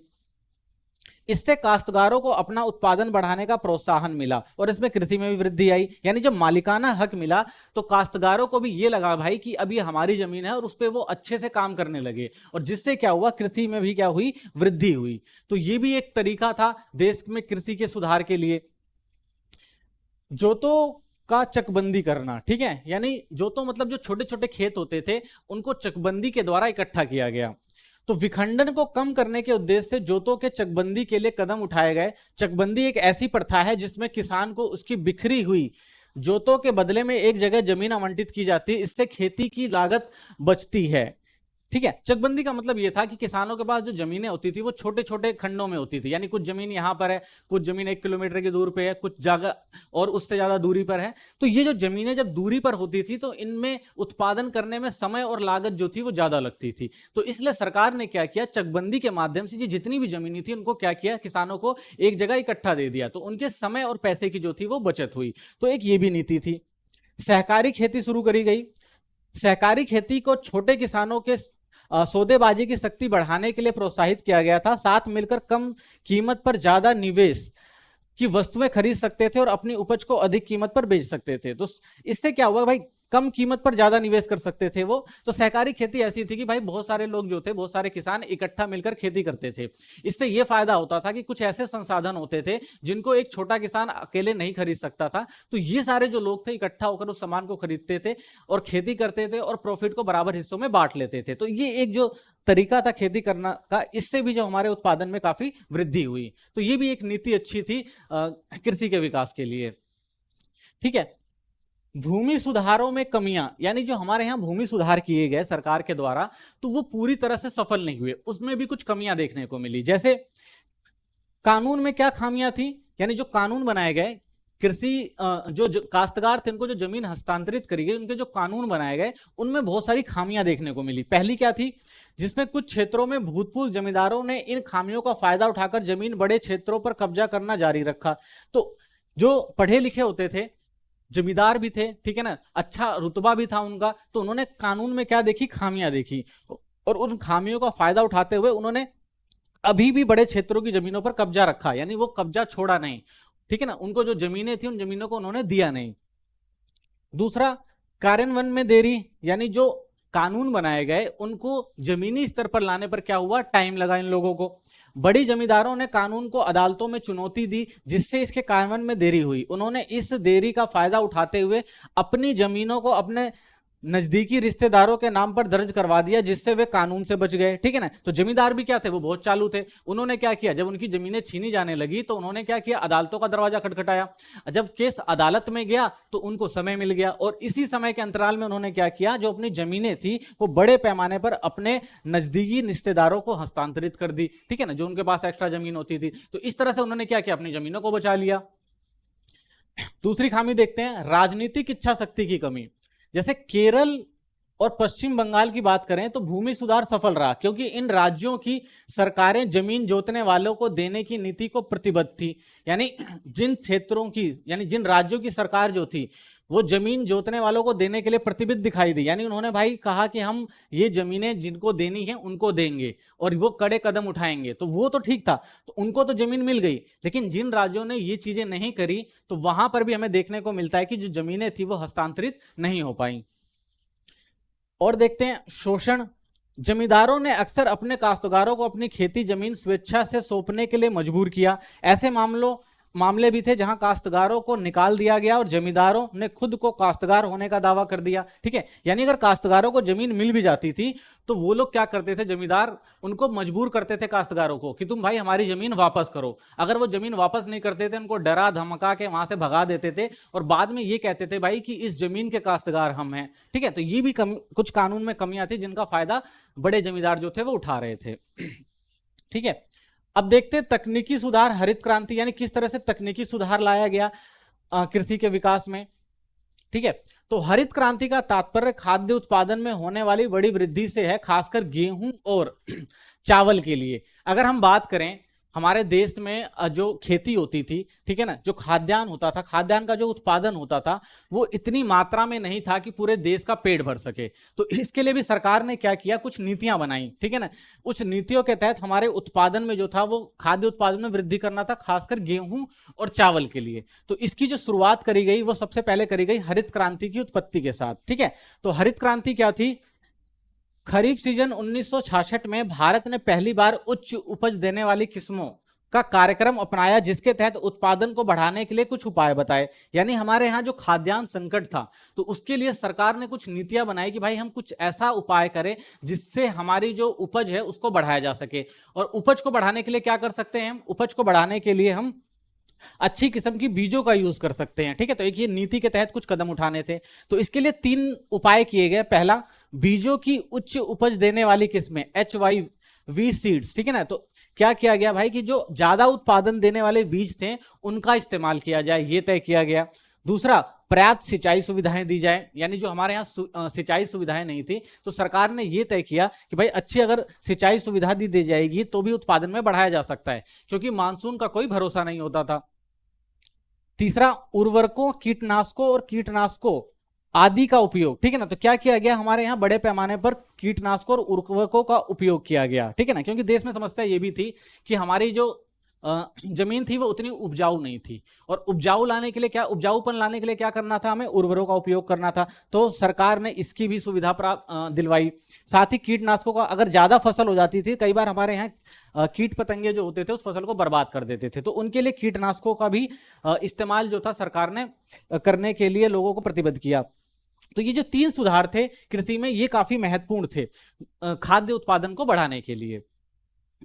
ठीक है, तो हरित क्रांति के लिए आवश्यक कारण क्या थे, अगर बात करी जाए तो भाई कि हरित क्रांति लाई क्यों गई, तो जैसा हमने पहले भी देखा है कि भाई हमारे यहाँ खाद्यान्न फसलें जो थी वो बहुत कम थी, ठीक है ना। तो इसलिए हमें क्या करना पड़ता था, बाहर से आयात करना पड़ता था। तो उस पर आत्मनिर्भरता के लिए हरित क्रांति को लाना बहुत जरूरी था। ठीक है, तो देखा जाए तो देश की 75% आबादी कृषि पर निर्भर थी, ठीक है ना। ज्यादातर लोग किस में लगे हुए थे, कृषि में लगे हुए थे। भारत में कृषि जो थी वो मानसून पर निर्भर करती थी, और अपर्याप्त मानसून का मतलब था किसानों के लिए परेशानी। पुरानी तकनीक के उपयोग के कारण कृषि क्षेत्र में उत्पादन जो था वो बहुत कम था। ठीक है, तो जैसा हमने देखा कि भाई ये कुछ ऐसे कारण थे जिससे हमारे यहाँ खाद्यान्न संकट बना रहता था हमेशा। हमारी आबादी ज्यादा थी लेकिन हमारे यहाँ उत्पादन जो था वो कम था। तो इसलिए सरकार ने हरित क्रांति की एक नीति अपनाई, जिसके तहत हमें क्या करना था, सबसे पहले खाद्यान्न में आत्मनिर्भर बनना था। ठीक है, तो हरित क्रांति को सरकार ने 2 चरणों में शुरू किया, ठीक है ना। जो पहला चरण था वो था लगभग 1960 के दशक के मध्य 1970 के दशक के, ठीक है ना। तो लगभग 1960 से और 70 के बीच में इसकी शुरुआत की गई थी। ठीक है, तो इसका मेन मकसद यही था कि भाई HY यानी जो हाई यील्ड सीड होती थी, यानी उच्च उत्पादन वाली जो बीजें होती थी उनका उपयोग करना था, और खास तौर पर इसे पंजाब, आंध्र प्रदेश, तमिलनाडु जैसे समृद्ध राज्यों तक ही सीमित था। यानी शुरुआत में यह लक्ष्य रखा गया था भाई कि उन राज्यों को टारगेट किया जाए जहां पर उत्पादन अच्छे से हो सकता है, और वहां से हमें क्या हो, खाद्यान्न की पूर्ति ज्यादा से ज्यादा मात्रा में हो जाए। तो पहला लक्ष्य जो था ये यही था। ठीक है, इसके अलावा जो HY बीजें थी उनके उपयोग मुख्य रूप से केवल गेहूं उगाने वाले क्षेत्रों पर ही किया गया। ठीक है, क्योंकि सबसे पहले मेन मकसद ये था कि भाई खाद्यान्न में आत्मनिर्भर बनना था, और गेहूं जो था वो पूरे देश के अंदर सबसे महत्वपूर्ण फसल होती थी। तो सबसे पहले ध्यान इसी पे केंद्रित किया गया भाई कि गेहूं के उत्पादन को सबसे पहले क्या किया जाए, बढ़ाया जाए, ठीक है ना, ताकि जो हमारे यहाँ खाद्यान्न संकट है उसको कम किया जा सके। दूसरा चरण 1970 के दशक के 1980 के मध्य में, ठीक है ना। तो जो दूसरा चरण था हरित क्रांति का, ठीक है, वो 1970 से 80 के दशक में देखा जाता है। तो इसमें क्या हुआ, जो HY तकनीक की जो बीजें थी उनका बड़ी संख्या में राज्यों में फैला दी गई, यानी लगभग उन राज्यों में भी गई, ठीक है ना, जहां पे और अच्छा उत्पादन किया जा सकता था। लगभग हर राज्य में पहुंचाया गया इसको, और इसके कई तरह की फसलों को लाभ हुआ। ठीक है ना, तो जो पहले किस पे सीमित था, सिर्फ गेहूं पे सीमित था, बाद में ज्वार, बाजरा, ठीक है ना, चावल के उत्पादन संबंधित इन फसलों पर भी क्या किया गया, इन बीजों का उपयोग करना शुरू किया गया। तो इससे क्या हुआ कि हमारे यहाँ जो फसलों का उत्पादन था वो बड़ी मात्रा में होने लग गया। ठीक है, तो हरित क्रांति के लाभ तो देखते हैं सबसे पहले कि हरित क्रांति के जो लाभ थे वो क्या हुए। ठीक है, तो जो बड़े पैमाने पर सरकार ने एक हरित क्रांति लेकर आई थी तो उससे हमें काफी लाभ हुआ। ठीक है ना, तो पहला अगर लाभ देखें तो क्या था, सबसे पहले तो आत्मनिर्भरता आई हमारे यहाँ। हरित क्रांति तकनीक के प्रसार ने भारत को खाद्यान्नों में आत्मनिर्भर प्राप्त करने में सक्षम बनाया। अब अपने देश की खाद्य आवश्यकताओं को पूरा करने के लिए अमेरिका या किसी अन्य देश की दया पर निर्भर नहीं रहना पड़ता था। ठीक है, तो जैसा हमें पता है कि भाई हमारे यहाँ खाद्यान्न संकट बड़ी मात्रा में था, हमें अनाज उत्पादन करने के लिए बार बार किससे विनती करनी पड़ती थी, अमेरिका से, कि भाई अमेरिका हमें क्या दो, गेहूं दे दो। तो अमेरिका क्या करता था भाई, बहुत ही निम्न किस्म का गेहूं देता था, साथ में उसकी कॉस्ट जो थी वो भी ऊपर रखता था। ठीक है, लेकिन हमारी मजबूरी थी तो हमें क्या करना पड़ता था, वहां से खरीदना पड़ता था। लेकिन जब हरित क्रांति आई तो हम खुद आत्मनिर्भर हो गए, और हमें इन देशों से जो आयात करना पड़ता था खाद्यान्न फसलें, वो जो हुई वो उसकी जो है कमी आई, या यूं कहें एक तरह से समाप्ति हो गई, और हम आत्मनिर्भर बन गए। दूसरा, बाजार अधिशेष में वृद्धि। विपणन योग्य अधिशेष कृषि उपज के हिस्से में संदर्भित करता है जिसे किसान अपनी स्वयं की खपत आवश्यकताओं को पूरा करने के बाद बाजार में बेचते हैं। तो अधिशेष के परिणाम स्वरूप किसानों की आय में वृद्धि हुई, ठीक है, यानी उत्पादन जब ज्यादा हुआ, कृषि में जब उत्पादन ज्यादा होता है तो क्या होता है, अधिशेष बचता है, तो अधिशेष बचा, तो जब अधिशेष बचता है तो उसको क्या किया जाता है, बेचा जाता है। तो जब अधिशेष को बाजारों में बेचा गया तो उससे किसानों की आय में क्या हुई, वृद्धि हुई। तो एक ये फायदा हमें देखने को मिलता है। तीसरा, अच्छे अनाज की कीमत में कमी आई, ठीक है ना, तो एक ये भी फायदा हमें देखने को मिलता है कि खाद्यान्नों की कीमत उपभोग की अन्य वस्तुओं की तुलना में कम हो गई। यानी पहले क्या होता था, हमारे यहाँ उत्पादन जो था वो निम्न स्तर था, इसलिए हमारे यहाँ जो खाद्यान्न की फसल खाद्यान्न की जो सामग्रियां होती थी वो काफी महंगी होती थी, ठीक है ना। तो हमें जो हमारी रोजमर्रा की जरूरतें पूरा करने के अलावा हमें ज्यादा पैसा किन में खर्च करना पड़ता था, भोजन पर खर्च करना पड़ता था। लेकिन जब एक बार हमारे यहाँ उत्पादन की मात्रा बहुत ज्यादा अच्छी हो गई तो जो खाद्यान्न कीमतें थी वो थोड़ी गिरावट आई, और इससे क्या हुआ कि बहुत सारे लोगों को क्या हुआ, लाभ हुआ। यानी जो लोग पहले ज्यादा पैसा खाने पे लगा रहे थे वो अन्य कामों में उसको लगा सकते थे, ठीक है। आगे देखते हैं, बफर स्टॉक का सक्षम बनाना, ठीक है ना। तो बफर स्टॉक हुआ हमारे यहाँ, यानी जब हमारे यहाँ उत्पादन का स्तर बढ़ा, अधिशेष बड़ी मात्रा में बचने लग गया।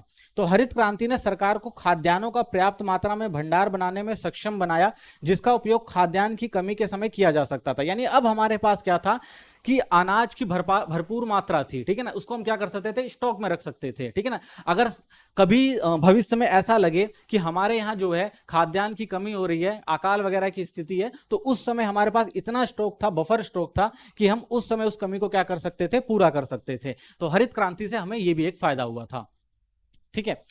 अब देखते हैं हरित क्रांति को लागू कराने में जोखिम। तो हरित क्रांति जो लागू किया गया, ठीक है ना, उसका हमने काफी फायदा भी देखा, लेकिन जब इसे लागू किया जा रहा था तो ऐसा माना जा रहा था भाई इसमें बहुत सारे जोखिम भी होंगे, ठीक है ना। तो उन जोखिमों में जो हमारे कुछ समृद्ध लोग थे उन्होंने क्या कहा कि आय असमानताओं में वृद्धि का जोखिम है। तो सबसे पहले यह कहा गया कि भाई जब हम हरित क्रांति लेकर आएंगे तो हमारे यहाँ क्या होगा, उत्पादन बढ़ेगा, और जब उत्पादन बढ़ेगा तो उसमें क्या होगा, उसका फायदा कौन उठा के लेके जाएंगे, उनका फायदा जो होगा वो बड़े किसानों को होगा। तो ये कहा गया इससे छोटे और बड़े किसानों के बीच असमानता बढ़ने की संभावना थी, क्योंकि केवल बड़े किसान ही आवश्यक निवेश वहन कर सकते थे। तो ये भी कहा गया भाई कि अगर हरित क्रांति लेकर आते हैं तो उनमें जो बीजों का उपयोग होगा, ठीक है, महंगी होगी, जो उर्वरक होगा वो महंगा होगा, तो उनको कौन वहन कर सकता है, सिर्फ बड़े किसान कर सकते हैं, तो छोटे किसान को तो इससे फायदा ही नहीं होगा।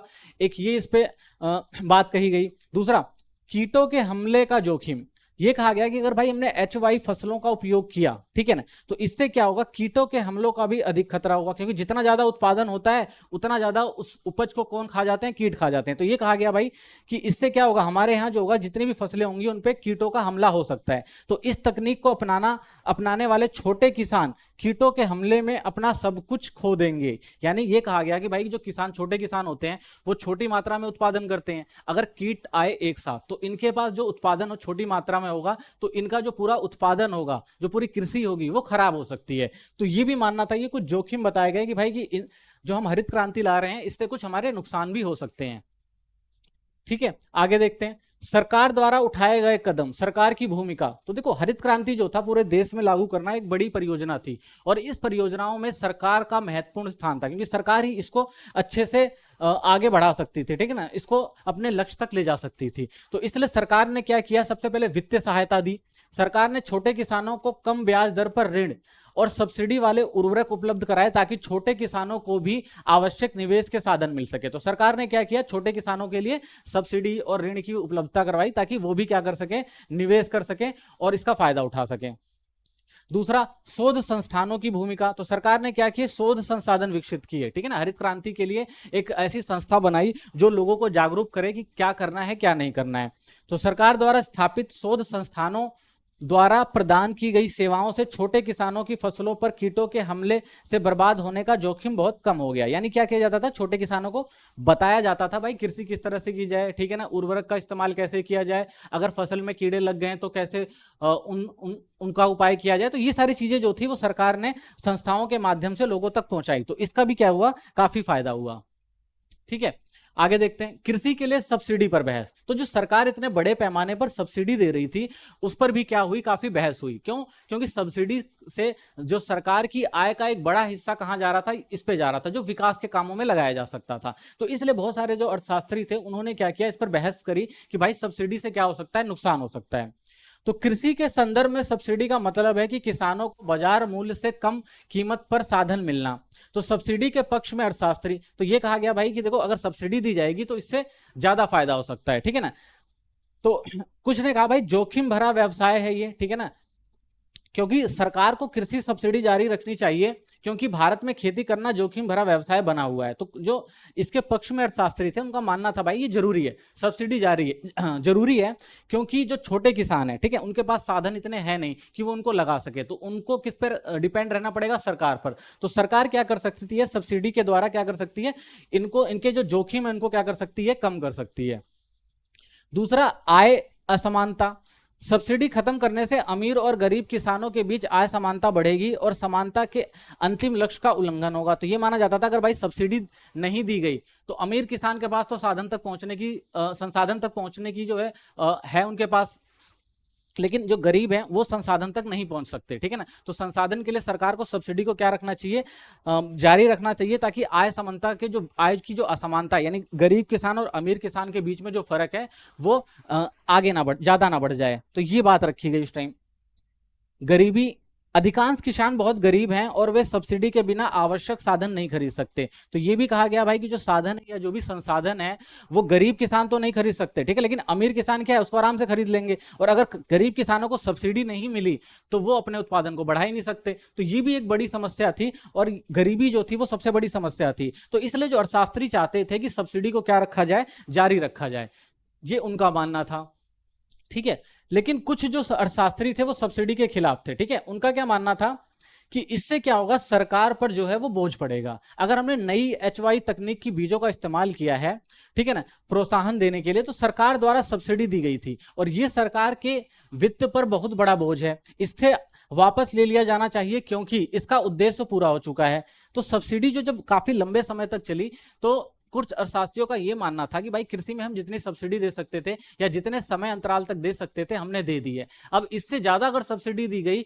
तो इससे वित्तीय बोझ किस पर पड़ेगा, सरकार पर पड़ेगा। यानी सरकार जो और भी लक्ष्य हैं सरकार के आर्थिक विकास के, अगर उनको पाना है तो ये जो खर्चा हो रहा है सब्सिडी का, इसको क्या किया जाना चाहिए, कम किया जाना चाहिए, ठीक है। दूसरा, अमीर किसानों को लाभ, ठीक है। तो ये कहा गया भाई कि सब्सिडी से गरीब और छोटे किसानों को कोई लाभ नहीं होता है क्योंकि सब्सिडी की बड़ी राशि का लाभ उर्वरक उद्योग और समृद्ध किसानों को मिल रहा है। तो ये कहा गया भाई सरकार तो क्या दे रही है, सब्सिडी दे रही है, ठीक है ना, लेकिन उसका फायदा कौन उठा रहे हैं, उर्वरक उद्योग उठा रहे हैं, क्योंकि उनको उनका क्या है, बड़े पैमाने पर सब्सिडी, सरकार तो उनको पैसे दे देती है और उर्वरक उद्योग बड़े पैमाने पर क्या कर रहे हैं, उर्वरकों को बांट रहे हैं, दे रहे हैं, ठीक है, तो उनका फायदा हो रहा है।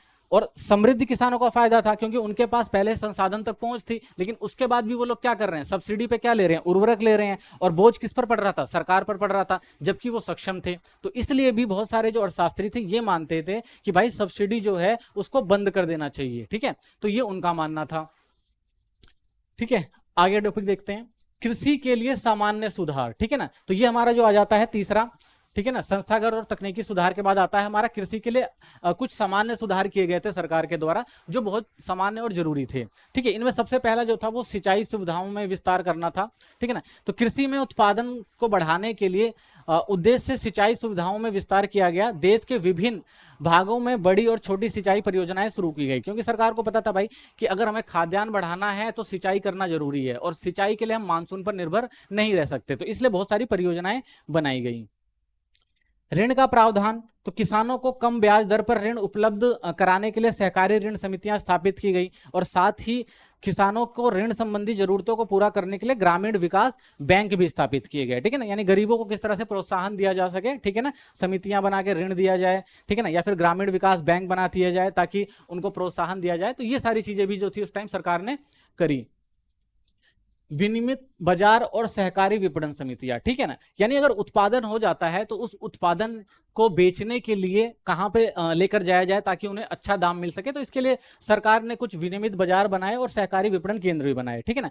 तो इन बाजार में क्या होता था, इसका उद्देश्य था कि किसानों को लाभकारी मूल्य प्रदान करना, बिचौलियों द्वारा शोषण से उनकी रक्षा करना, और इन बाजार का संचालन सरकार द्वारा नियुक्त बाजार समितियां करती थी, ठीक है ना। तो ऐसी समितियां बनाई गई कि भाई किसान जो है इन बाजारों में डायरेक्ट अपना सामान लाकर बेच सके और उनको जो है मुनाजिब दाम है वो मिल सके, ठीक है ना। तो इसलिए क्या किया गया कि ये, और इसकी इसकी निगरानी के लिए बाजार समितियां भी बनाई गई कि भाई वो ध्यान रखें कि जो मूल्य है वो ढंग से किसानों को मिल रहा है कि नहीं मिल रहा उनकी उपज का।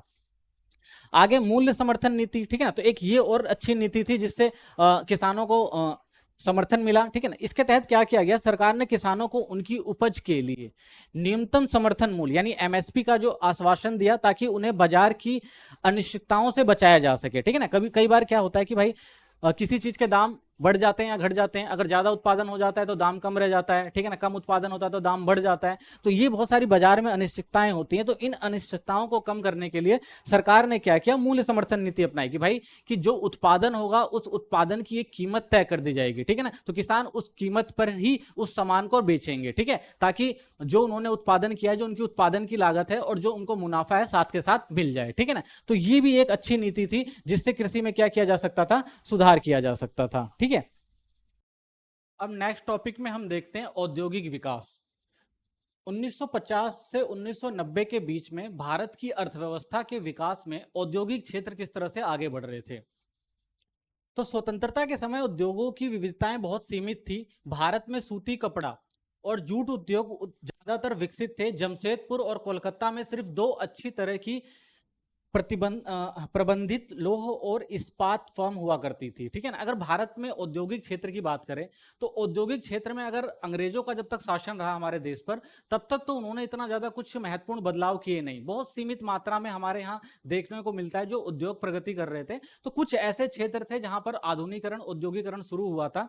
जैसे अगर बात करें तो ज्यादातर तो हमारे यहाँ सूती कपड़ा और जो जूट उद्योग था वो आगे बढ़ रहा था। लेकिन छोटे स्तर पर देखा जाए तो लोह इस्पात जो थी फर्म में वो अस्तित्व में आ रही थी, ठीक है ना। तो इतना ज्यादा अगर देखा जाए तो हमारे यहाँ आधुनिकीकरण किया नहीं गया उद्योगों के विकास के लिए। लेकिन जब भारत आजाद हुआ तो भारत सरकार ने जब योजना बनाई तो उसके तहत यह तय किया गया कि हम अपने औद्योगिक विकास को भी धीरे धीरे क्या करेंगे, हासिल करेंगे। तो उसके लिए भी भारत ने बहुत सारी नीतियां बनाई। तो औद्योगिक विकास में सार्वजनिक क्षेत्र की भूमिका, ठीक है ना, क्योंकि हमारे यहाँ यह तय कर लिया गया था कि जो औद्योगिक क्षेत्र है उस पर ज्यादातर नियंत्रण जो रहेगा वो किसका रहेगा, गवर्नमेंट का रहेगा, सरकार का रहेगा। तो सरकार ही तय करेगी कि किस तरह से औद्योगिक विकास को आगे लेकर चला जाए। तो सरकार ने निजी क्षेत्र के लिए प्रोत्साहन की कमी दिखाई दी। यानी अगर देखा जाता है तो जो हमारे यहाँ सरकार थी वो निजी क्षेत्रों को ज्यादा प्रोत्साहन नहीं देना चाहती थी। उनका मुख्य मकसद सामाजिक विकास का था। तो सामाजिक विकास के लिए उनका यही मानना था कि जितना ज्यादा औद्योगिक क्षेत्र जो होगा सरकार के नियंत्रण में होगा, उतना ज्यादा वो क्या कर सकते हैं, सामाजिक न्याय हासिल कर सकते हैं। तो भारतीय बाजार में इतना बड़ा नहीं था कि निजी उद्योगपतियों को बड़ी परियोजनाएं शुरू करने के लिए प्रोत्साहित किया जा सके, और बाजार के सीमित आकार के कारण औद्योगिक वस्तुओं की मांग कम थी, ठीक है ना। तो सरकार का यह सोचना था कि भाई अगर हम निजी संस्थाओं को दे भी दें बहुत सारे उद्योग, तो उसका फायदा भारत को नहीं होने वाला। क्यों? क्योंकि भारत में जो बाजार की जो मांग थी वो बहुत सीमित थी। भारत उस टाइम बहुत गरीब हुआ करता था, लोगों के पास रोजगार के अवसर तक नहीं थे, और अगर निजी कंपनियों को दे दिया जाए, वो उन चीजों का उत्पादन कर भी दे तो मार्केट में वो बिकेंगी नहीं। तो ये भी एक बहुत बड़ी समस्या थी कि सरकार नहीं चाहती थी कि निजी क्षेत्र को प्रोत्साहन दिया जाए, ठीक है। आगे, समाज कल्याण के उद्देश्य, राज्य का उन उद्योगों पर पूरा नियंत्रण था जो अर्थव्यवस्था के लिए जरूरी थी। तो गवर्नमेंट ने सोचा, भाई सरकार ने ये सोचा कि भाई उद्योगों पर पूरा नियंत्रण रखा जाए, ठीक है ना। नियंत्रण रखना क्यों जरूरी था? क्योंकि अर्थव्यवस्था के विकास के लिए अगर सरकार के हाथ में नहीं होगी तो उससे क्या हो सकता है, देश में कुछ समस्याएं उत्पन्न हो सकती हैं, ठीक है। अमीर और गरीब के बीच में जो है खाई वो ज्यादा हो सकती है। तो इसलिए राज्य चाहता था कि भाई ज्यादा से ज्यादा नियंत्रण हो किसके पास हो, वो उद्योग का, वो राज्य के पास हो। तो सरकार के समानता और सामाजिक कल्याण के उद्देश्य को औद्योगिकरण की प्रक्रिया में राज्य की प्रत्यक्ष भागीदारी के जरिए ही हासिल किया जा सकता था। तो यही मानना था भाई अगर हमें समाज कल्याण करना है तो क्या करना पड़ेगा, अर्थव्यवस्था को अपने नियंत्रण में रखना पड़ेगा। ये सरकार की मान्यता थी, ठीक है। तीसरा, रोजगार सृजन। उद्योग रोजगार प्रदान करते हैं जो कृषि में रोजगार की तुलना में अधिक स्थिर हैं, और औद्योगिकरण, आधुनिकीकरण और समग्र समृद्धि को बढ़ावा देते हैं, ठीक है ना। तो ये भी जरूरी था क्योंकि भाई औद्योगिकरण जब होगा तो वो क्या करेगा, ज्यादा से ज्यादा रोजगार देगा। तो लोगों का यही, सरकार का यही मानना था कि भाई औद्योगिक जो आधुनिकीकरण किया जाए उससे सबका यानी समग्र समृद्धि की जाए और सबका विकास किया जाए, सबको रोजगार तक पहुंचाया जाए। तो ये भी एक लक्ष्य था। अगला, औद्योगिक नीति संकल्प 1956, ठीक है ना। तो सरकार ने क्या किया, औद्योगिक लक्ष्यों को हासिल करने के लिए 1956 में एक संकल्प रखा, एक नीति बनाई। उस नीति के तहत यह रखा गया कि हम अपने आर्थिक लक्ष्यों को किस तरह से हासिल करें।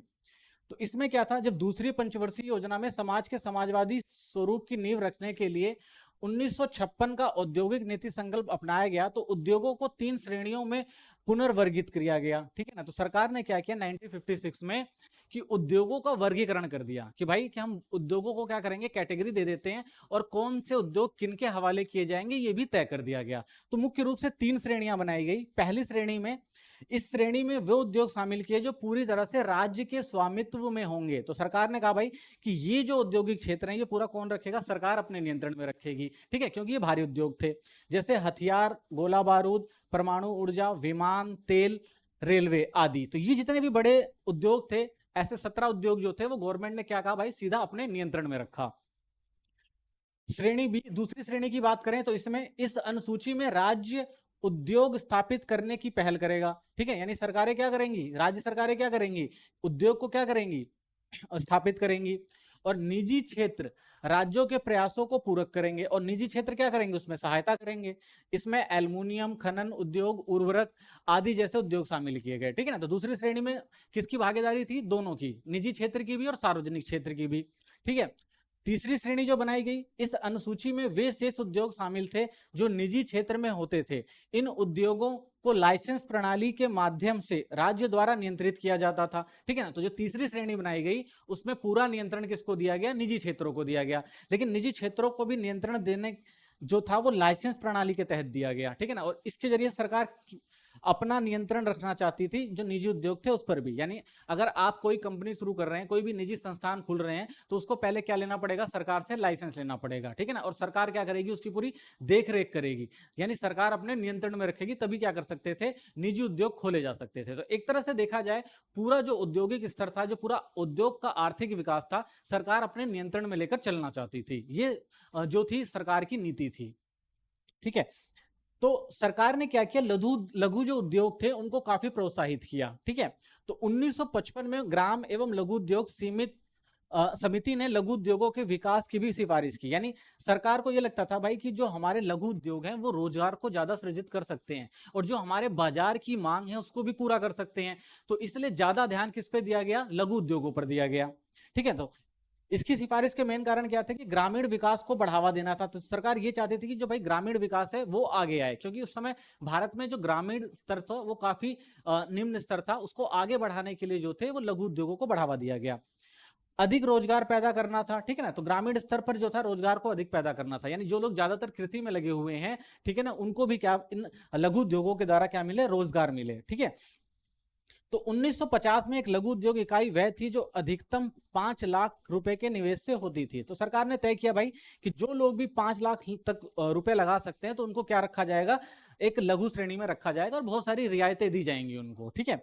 लेकिन अगर वर्तमान में बात करी जाए तो आज 1 करोड़ रुपए के जो तहत जो शुरू करी जाती हैं, निवेश के तहत जो शुरू करी जाती हैं उद्योग, उन्हें कहा जाता है लघु उद्योग, ठीक है ना। तो एक ये शुरुआत करी गई भारत सरकार के द्वारा ताकि उद्योगों को क्या करा जा सके, प्रोत्साहित किया जा सके।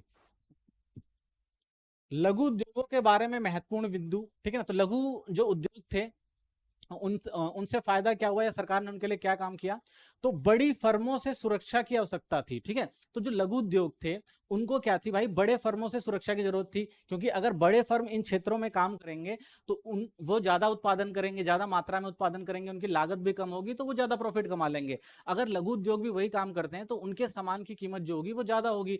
तो इस वजह से उनको ये लगता था कि भाई कि अगर बड़ी फर्में आ गई तो हमें क्या होगा, नुकसान होगा। तो लघु उद्योग बड़ी औद्योगिक फर्मों के साथ प्रतिस्पर्धा नहीं कर सकते थे, इसलिए सरकार द्वारा उनके विकास के लिए विभिन्न कदम उठाए गए। तो इसलिए सरकार ने उनके लिए काफी कदम भी उठाए। उत्पादों का संरक्षण आरक्षण किया, सरकार ने कई उत्पादन को लघु उद्योगों के लिए ही आरक्षित कर दिया, ठीक है। यानी ये कहा गया कि भाई ये जो काम है कौन करेंगे, सिर्फ लघु उद्योग ही कर सकते हैं, ये उत्पादन सिर्फ लघु उद्योग करेंगे। विभिन्न रियायतें दी गई, लघु उद्योगों को भी रियायतें दी गई, जैसे कम उत्पादन शुल्क और कम ब्याज दरों पर बैंक से ऋण दिया गया, ठीक है ना। जैसे कृषि क्षेत्र में प्रोत्साहन दिया गया था, सेम वैसे ही औद्योगिक क्षेत्र में भी प्रोत्साहन दिया गया, ठीक है। नेक्स्ट देखते हैं हम आयात प्रतिस्थापन, यानी हम व्यापार की बात करेंगे कि जो भारत का व्यापार था, ठीक है ना, वो 1950 से 1990 तक किस तरह से बढ़ा या उसमें क्या समस्याएं आई, ठीक है ना, और किस तरह से उसने अपने स्तर को बढ़ाया या घटाया। तो देखें, पहली जो 7 परियोजनाएं थी, ठीक है ना, विदेशी व्यापार नीति आंतरिक व्यापार रणनीतिक थी। यानी ये कहा गया कि जो पहली 7 नीतियां बनाई गई उसमें पूरा का पूरा संरक्षण किसको दिया गया, भारतीय बाजार को दिया गया, ठीक है ना। तो आंतरिक व्यापार रणनीति थी जिसके आयत प्रतिस्थापन कहा जाता था, ठीक है। आयत प्रतिस्थापन का मतलब यह था कि यह तय कर दिया गया भाई कि भारत किन किन चीजों का आयात करेगा, उनको निश्चित कर दिया गया कि भाई यही चीज आएंगी भारत में, ठीक है ना। इसके अलावा यानी जो भारत चाहेगा उसी का आयात किया जाएगा, अन्यथा नहीं किया जाएगा। तो ये एक नीति थी। तो आयात प्रतिस्थापन से तात्पर्य घरेलू उत्पादन द्वारा आयात के प्रतिस्थापन की नीति से था, इसकी सुरक्षा के उपाय, ठीक है ना। तो आयात प्रतिस्थापन के लिए सरकार ने कुछ सुरक्षा के उपाय भी निश्चित किए, यानी किस तरह से उन्होंने बाहर से जो आयातित चीजें थी उस पर प्रतिबंध लगाए, ठीक है। तो सबसे पहले क्या किया गया, टैरिफ पॉलिसी लेकर आए वो, ठीक है। तो टैरिफ पॉलिसी क्या थी, आयातित वस्तुओं पर लगाए गए करों को संदर्भित करता है। आयातित वस्तुओं पर भारी शुल्क लगाने का मूल उद्देश्य उन्हें अधिक महंगा बनाना और उनके उपयोग को हतोत्साहित करना था। यानी सरकार ने क्या किया, जो भी बाहर से सामान आयात हो रहा था उस पर भारी टैरिफ पॉलिसीज लगाई, ठीक है ना, बहुत ज्यादा कर लगाया। यानी जब वो भारत के अंदर आते थे वो इतने महंगे हो जाते थे कि यहाँ के लोग उनको खरीद ही नहीं पाते थे। तो धीरे धीरे क्या होता था, जो आयातित सामान होता था वो यहाँ से क्या हो जाता था, हतोत्साहित हो जाता था, और वो लोग क्या करते थे, यहाँ पर वो सामान बेचते ही नहीं थे। तो इससे क्या होता था, जो भारत के अंदर जो सामान बनते थे उनकी मांग बढ़ती रहती थी। तो ये एक नीति थी। दूसरा कोटा, इसका तात्पर्य घरेलू उत्पादन द्वारा किसी आयात की अधिकतम सीमा को तय करना था, ठीक है ना। यानी ये कोटा तय किया गया कि भाई कोई भी सामान अगर बाहर से आ रहा है तो कितनी मात्रा में आएगा, इसको भी भारत तय कर दिया जाता था, ठीक है ना। तो भारत जब इसको तय कर देता था तो इससे क्या होता था कि वो जो आयात का जो साधन है, जो सामान है, वो बहुत लिमिटेड मात्रा में ही भारत तक पहुंच सकता था। तो इसका भी जो फायदा किसको मिलता था, भारत में बने सामान को ज्यादा मिलता था। तो एक तरह से देखा जाए तो भारत में आयात जो प्रतिस्थापन था वो भारत की बाजार को समृद्ध करने के लिए किया गया था, ठीक है। तो आयात प्रतिस्थापन के कारण, ठीक है ना, तो जैसे कारण हमने देख ही लिए, कुछ और इसके पॉइंट देख लेते हैं। जैसे विदेशी प्रतिस्पर्धा से बचाना, तो भारत जैसे विकासशील देशों को अधिक विकसित अर्थव्यवस्था द्वारा उत्पादित वस्तुओं के साथ प्रतिस्पर्धा करने की स्थिति में नहीं था, ठीक है ना, क्योंकि भारत में अच्छी तकनीक नहीं थी और अच्छी तकनीक से सामान भी जो था उच्च स्तर का नहीं बन सकता था। अगर बाहर का सामान भारत में आता तो जो यहाँ के ग्राहक थे वो उसकी तरफ रुख कर सकते थे। तो ये डर था, इसीलिए क्या किया गया, संरक्षण दिया गया। तो संरक्षण के साथ वे समय के साथ प्रतिस्पर्धा करने में सक्षम होंगे। तो ऐसा मानना था कि भाई कि अगर संरक्षण दे दिया जाएगा तो धीरे धीरे भारत के सामान की जो है वो क्वालिटी बढ़ती जाएगी और बाद में वो क्या करेगा, अंतरराष्ट्रीय स्तर पर प्रतिस्पर्धा कर पाएगा। तो ये सोच थी। विदेशी मुद्रा की बचत, आयात पर प्रतिबंध आवश्यक था क्योंकि विलासिता की वस्तुओं के आयात पर विदेशी मुद्रा भंडार खत्म होने का जोखिम था। तो भारत को ऐसा लगता था कि भाई बाहर तो विलासिता की यानी बहुत अच्छी आरामदायक वस्तुएं जो हैं बनती हैं, अगर वो भारत में आएंगी तो यहाँ के लोग क्या होंगे, उससे उसको देखेंगे तो उसको लेने की इच्छा उनके अंदर जागेगी। तो इससे क्या होगा कि भारत का जो पैसा है वो कहां जाएगा, विदेश में जाएगा, ठीक है ना। और जो विदेशी करेंसी भारत के पास है उसमें क्या आएगी, कमी आएगी। तो इस सोच से भी जो था भारत क्या करना चाहता था, संरक्षण देना चाहता था अपने बाजार को, ठीक है। तो औद्योगिक विकास पर नीतियों का प्रभाव 1950 से 1990, ठीक है ना। तो जो औद्योगिक विकास की नीतियां बनाई गई उसका क्या प्रभाव पड़ा, ठीक है। तो इसका प्रभाव ये पड़ा कि भाई विदेशी प्रतिस्पर्धा से सुरक्षा हुई। तो पहला ये था कि भाई कि जो बाहर से हमारी प्रतिस्पर्धा थी वो समाप्त हो गई, क्योंकि टैरिफ पॉलिसीज ऐसी बना दी गई, ऐसा कोटा तय कर दिया गया कि बाहर के बहुत कम ऐसे कंपनियां के सामान जो थे वो भारत के अंदर आकर बिकते थे। तो ये भी एक तरह से देखा जाए तो प्रतिस्पर्धा से सुरक्षा देना था, ठीक है। तो इलेक्ट्रॉनिक्स और ऑटोमोबाइल क्षेत्रों में स्थानीय उद्योगों के विकास को सक्षम बनाया जो अन्यथा विकसित नहीं हो सकते थे। तो मेन मानना यही था कि भाई अगर हमारे देश के अंदर वो सामान नहीं आएगा बाहर से तो हम क्या करेंगे, खुद उसको बनाएंगे, ठीक है ना, और आत्मनिर्भर बनेंगे।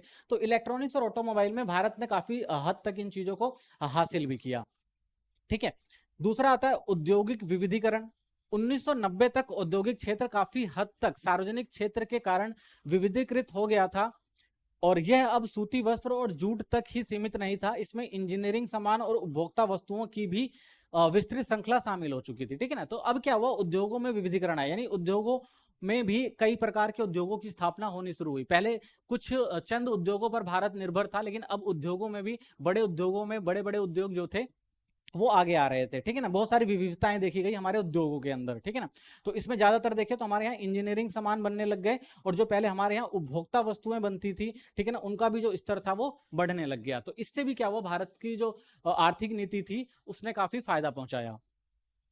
औद्योगिक क्षेत्र द्वारा सकल घरेलू उत्पाद में योगदान, ठीक है ना। तो हमारे यहाँ क्या हुआ, जो हमारा जीडीपी था, सकल घरेलू उत्पाद था, उसमें भी हमें क्या होता है, बढ़ोतरी देखने को मिलती है, ठीक है ना। जो 1950 से 51 में हमें 11.8% से बढ़कर 1990 से 91 में 24.6% हो गया। और सकल घरेलू उत्पाद में उद्योग की हिस्सेदारी में यह वृद्धि विकास का एक महत्वपूर्ण संकेत थी, ठीक है ना। तो इससे क्या देखने को मिलता है कि जो हमारी जीडीपी थी, जो हमारा सकल घरेलू उत्पाद था, वो औद्योगिक क्षेत्र में भी क्या था, वो धीरे धीरे बढ़ने लग गया, ठीक है ना, जो पहले कृषि तक ही सीमित रहा करता था। तो लघु उद्योगों को बढ़ावा देने में महत्वपूर्ण भूमिका, ठीक है ना। तो सरकार ने क्या किया, लघु उद्योगों को काफी प्रोत्साहन दिया। तो छोटी पूंजी वाले लोगों को व्यवसाय में आने के अवसर दिए गए, और नए निवेश अवसरों ने अधिक रोजगार पैदा करने में मदद की। इनसे इक्विटी के साथ साथ विकास को भी बढ़ावा मिला, ठीक है। तो इससे क्या हुआ, भारत को काफी फायदा हुआ, और भारत के जो लघु उद्योग से लोगों को रोजगार भी मिला और सामान बनने लगे, जिससे काफी लोगों को फायदा भी हुआ, ठीक है। आगे देखते हैं औद्योगिक विकास पर आलोचनात्मक दृष्टिकोण, ठीक है ना। तो कुछ लोगों ने जो था, जो भारत की औद्योगिक नीति थी, उसकी आलोचना भी करी, ठीक है ना। क्या कहा, व्यापार जो था अंतर्मुखी व्यापार रणनीति थी। तो कुछ लोगों ने कहा भाई कि जो व्यापार था हमारा अंतर्मुखी व्यापार रणनीति के तहत चल रहा था, ठीक है। तो कुछ शास्त्रियों का मानना था आयात पर प्रतिबंधों के कारण कुछ घरेलू उत्पादों ने अपने माल की गुणवत्ता में सुधार करने के लिए कोई ईमानदार प्रयास नहीं किया, और इसने भारतीय उपभोक्ताओं को उनके द्वारा उत्पादित कम गुणवत्ता के सामान खरीदने के लिए मजबूर किया, ठीक है ना। तो पहली शिकायत लोगों की यही थी कि भारत में सामान तो बन रहा था, लेकिन उसकी जो गुणवत्ता का स्तर था वो बहुत ही निम्न था, और उसका कोई ईमानदारी से प्रयास भी नहीं किया जा सकता था कि भाई उसको आगे बढ़ाया जाए, क्योंकि कोई कंपटीशन था ही नहीं, ठीक है ना। एक ही सामान था, वो जैसे मर्जी बना रहे थे। तो उपभोक्ताओं द्वारा भी क्या किया गया, इनको खरीदने के लिए क्या करना पड़ा, मजबूर होना पड़ता था। वो भी लोग क्या करते थे, इसको खरीदते थे। तो ये एक समस्या हुई थी। घरेलू उद्योग उत्पादन की गुणवत्ता में अंतरराष्ट्रीय मानकों पर मानकों को प्राप्त करने में भी विफल रहा, ठीक है ना। यानी भारत के अंदर जो सामान बन रहा था, यहाँ के लोग तो उसको मजबूरी में खरीद सकते थे, ले सकते थे, लेकिन अंतरराष्ट्रीय स्तर पर जो मानक थे उन पर ये खरा नहीं उतरा, और ये सिर्फ कहां तक रह गया, भारत के अंदर ही सीमित रह गया, ठीक है ना। तो ये भी एक समस्या थी। असक्षम सार्वजनिक क्षेत्र, ठीक है। तो जो हमारे सार्वजनिक क्षेत्र थे, जो हमारे सरकार के नियंत्रण में थे सार्वजनिक क्षेत्र, उनको क्या हुआ, वो भारी घाटा होने लग गया, ठीक है ना, क्योंकि इन ढंग से काम नहीं किया जा रहा था। तो ये भी क्या हो रहे थे, भारी घाटे का शिकार हो रहे थे, ठीक है ना। लेकिन इन सरकारी उपक्रम को बंद नहीं किया जा सकता था। सबसे बड़ी समस्या थी भाई, घाटे में जाने के बाद भी इनको चलाया जा रहा था। क्यों, क्योंकि इनकी मजबूरी थी, ठीक है ना। भले ही यह देश सीमित संसाधनों पर बोझ हो, ये बोझ थे, लेकिन इनको खत्म नहीं किया जा सकता था। क्यों नहीं खत्म किया जा सकता था, क्योंकि इन क्षेत्रों में बहुत सारे लोगों को रोजगार मिला हुआ था, ठीक है ना। तो अगर इनको खत्म किया जाता तो बहुत सारे लोगों के हाथ से रोजगार जा सकता था। तो इसलिए भी ये बेशक से बोझ बने रहे, लेकिन इनको कभी खत्म नहीं किया गया।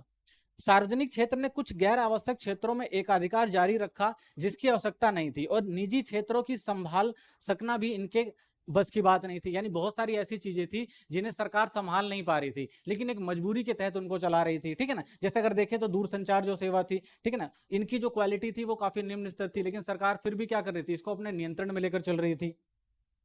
निजी और सार्वजनिक क्षेत्र और निजी क्षेत्र की भूमिका स्पष्ट नहीं थी, ठीक है ना। तो सबसे बड़ी बात ये थी कि निजी क्षेत्रों पर तो बहुत सारे प्रतिबंध लगा रखे थे, ठीक है ना, और सार्वजनिक क्षेत्र ढंग से काम नहीं कर रहे थे। तो इससे भी क्या हुआ, देश की जो औद्योगिक विकास था उसमें काफी हमें गिरावट देखने को मिलती है। उस पैमाने पर औद्योगिक विकास नहीं हो पा रहा था जैसा होना चाहिए था, ठीक है। नेक्स्ट देखते हैं, लाइसेंसिंग का दुरुपयोग किया गया। कुछ बड़े उद्योगपतियों ने लाइसेंस नई फर्म शुरू करने के लिए नहीं, बल्कि प्रतिस्पर्धाओं को नई फर्म से दूर रखने के लिए किया गया। यानी सरकार ने क्या किया कि भाई अगर निजी क्षेत्र चाहते थे कि उस क्षेत्र में वो भी निवेश करें, तो गवर्नमेंट उनको देती ही नहीं थी, ठीक है ना। क्यों नहीं देती थी उनको लाइसेंस, क्योंकि उनको लगता था अगर ये प्रतिस्पर्धा में आ गए तो वो जो उद्योग है वो क्या हो जाएंगे, नष्ट हो जाएंगे, या उनकी जो प्राथमिकता है वो खत्म हो जाएगी। तो ये उनका मानना था। तो इसलिए भी गवर्नमेंट ने नई फर्म शुरू ही नहीं करने दी। उद्योगपतियों ने उत्पादन की गुणवत्ता सुधारने के बजाय लाइसेंस प्राप्त करने की कोशिश में बहुत समय गंवा दिया, ठीक है ना। तो बहुत सारे औद्योगिक क्षेत्र जो थे उनको ये लगता था भाई किसी तरह से लाइसेंस मिल जाए, तो वो क्या करते थे, हमेशा इस प्रयास में रहते थे कि भाई लाइसेंस मिल जाए, ना कि इस प्रयास में कि भाई वो उत्पादन की गुणवत्ता को बढ़ा दें। तो एक ये भी कमी देखने को मिलती है। सार्वजनिक क्षेत्र का मूल्यांकन, तो सार्वजनिक क्षेत्र की फर्मों का मूल्यांकन इस आधार पर किया जाना चाहिए कि लोगों के कल्याण में किस हद तक योगदान देती हैं, ना कि उनके अर्जित लाभ के आधार पर। ठीक है, तो सरकार का यह मानना था कि भाई हमें क्या करना है, हमें लोक कल्याण के विकास के लिए योगदान देना है। ठीक है ना, ये मेन उनका मकसद होता था, ये नहीं था कि भाई हम क्या करें, लाभ कमाएं। तो इसीलिए क्या था, जो सार्वजनिक क्षेत्र थे वो धीरे धीरे क्या हो रहे थे, पीछे होते जा रहे थे। सार्वजनिक क्षेत्र का उद्देश्य लाभ कमाना नहीं बल्कि राष्ट्र के कल्याण के लिए था। ठीक है ना, तो जो सार्वजनिक क्षेत्र थे वो क्या सोच रहे थे कि भाई हम क्या करें, देश के कल्याण के काम करें। ठीक है ना, लेकिन देश के कल्याण के काम के लिए क्या हो रहा था, वो घाटा भी झेल रहे थे। और घाटा झेलते झेलते एक टाइम ऐसा आ गया कि जो भारत था, भारत की जो अर्थव्यवस्था थी, वो ऋण के जाल में ऐसा फंस गई कि उसको निकलने में बहुत ज्यादा मुश्किल का सामना करना पड़ा। ठीक है ना, तो भारत ने जो 1950 से 1990 तक की जो नीति बनाई थी, उसे उसमें भारत को बदलाव करना पड़ा। क्यों? क्योंकि भारत की अर्थव्यवस्था इतनी गिर गई थी कि हम विदेशी बैंकों के कर्जे के तले आ गए थे, और हमें उससे बाहर निकालने के लिए कोई नई नीतियों में सुधार, नई नीतियां लेकर आनी थी और उसमें सुधार करने की जरूरत थी। ठीक है ना, तो इसके बारे में हम आगे के चैप्टरों में देखेंगे कि किस तरह से भारत ने 1990 के बाद नई आर्थिक नीति लेकर आता है और उसमें सुधार करके अपनी अर्थव्यवस्था को और अच्छे से विस्तारित करता है। ठीक है, धन्यवाद। ठीक है, थैंक यू फॉर वॉचिंग, मिलते हैं नेक्स्ट वीडियो में।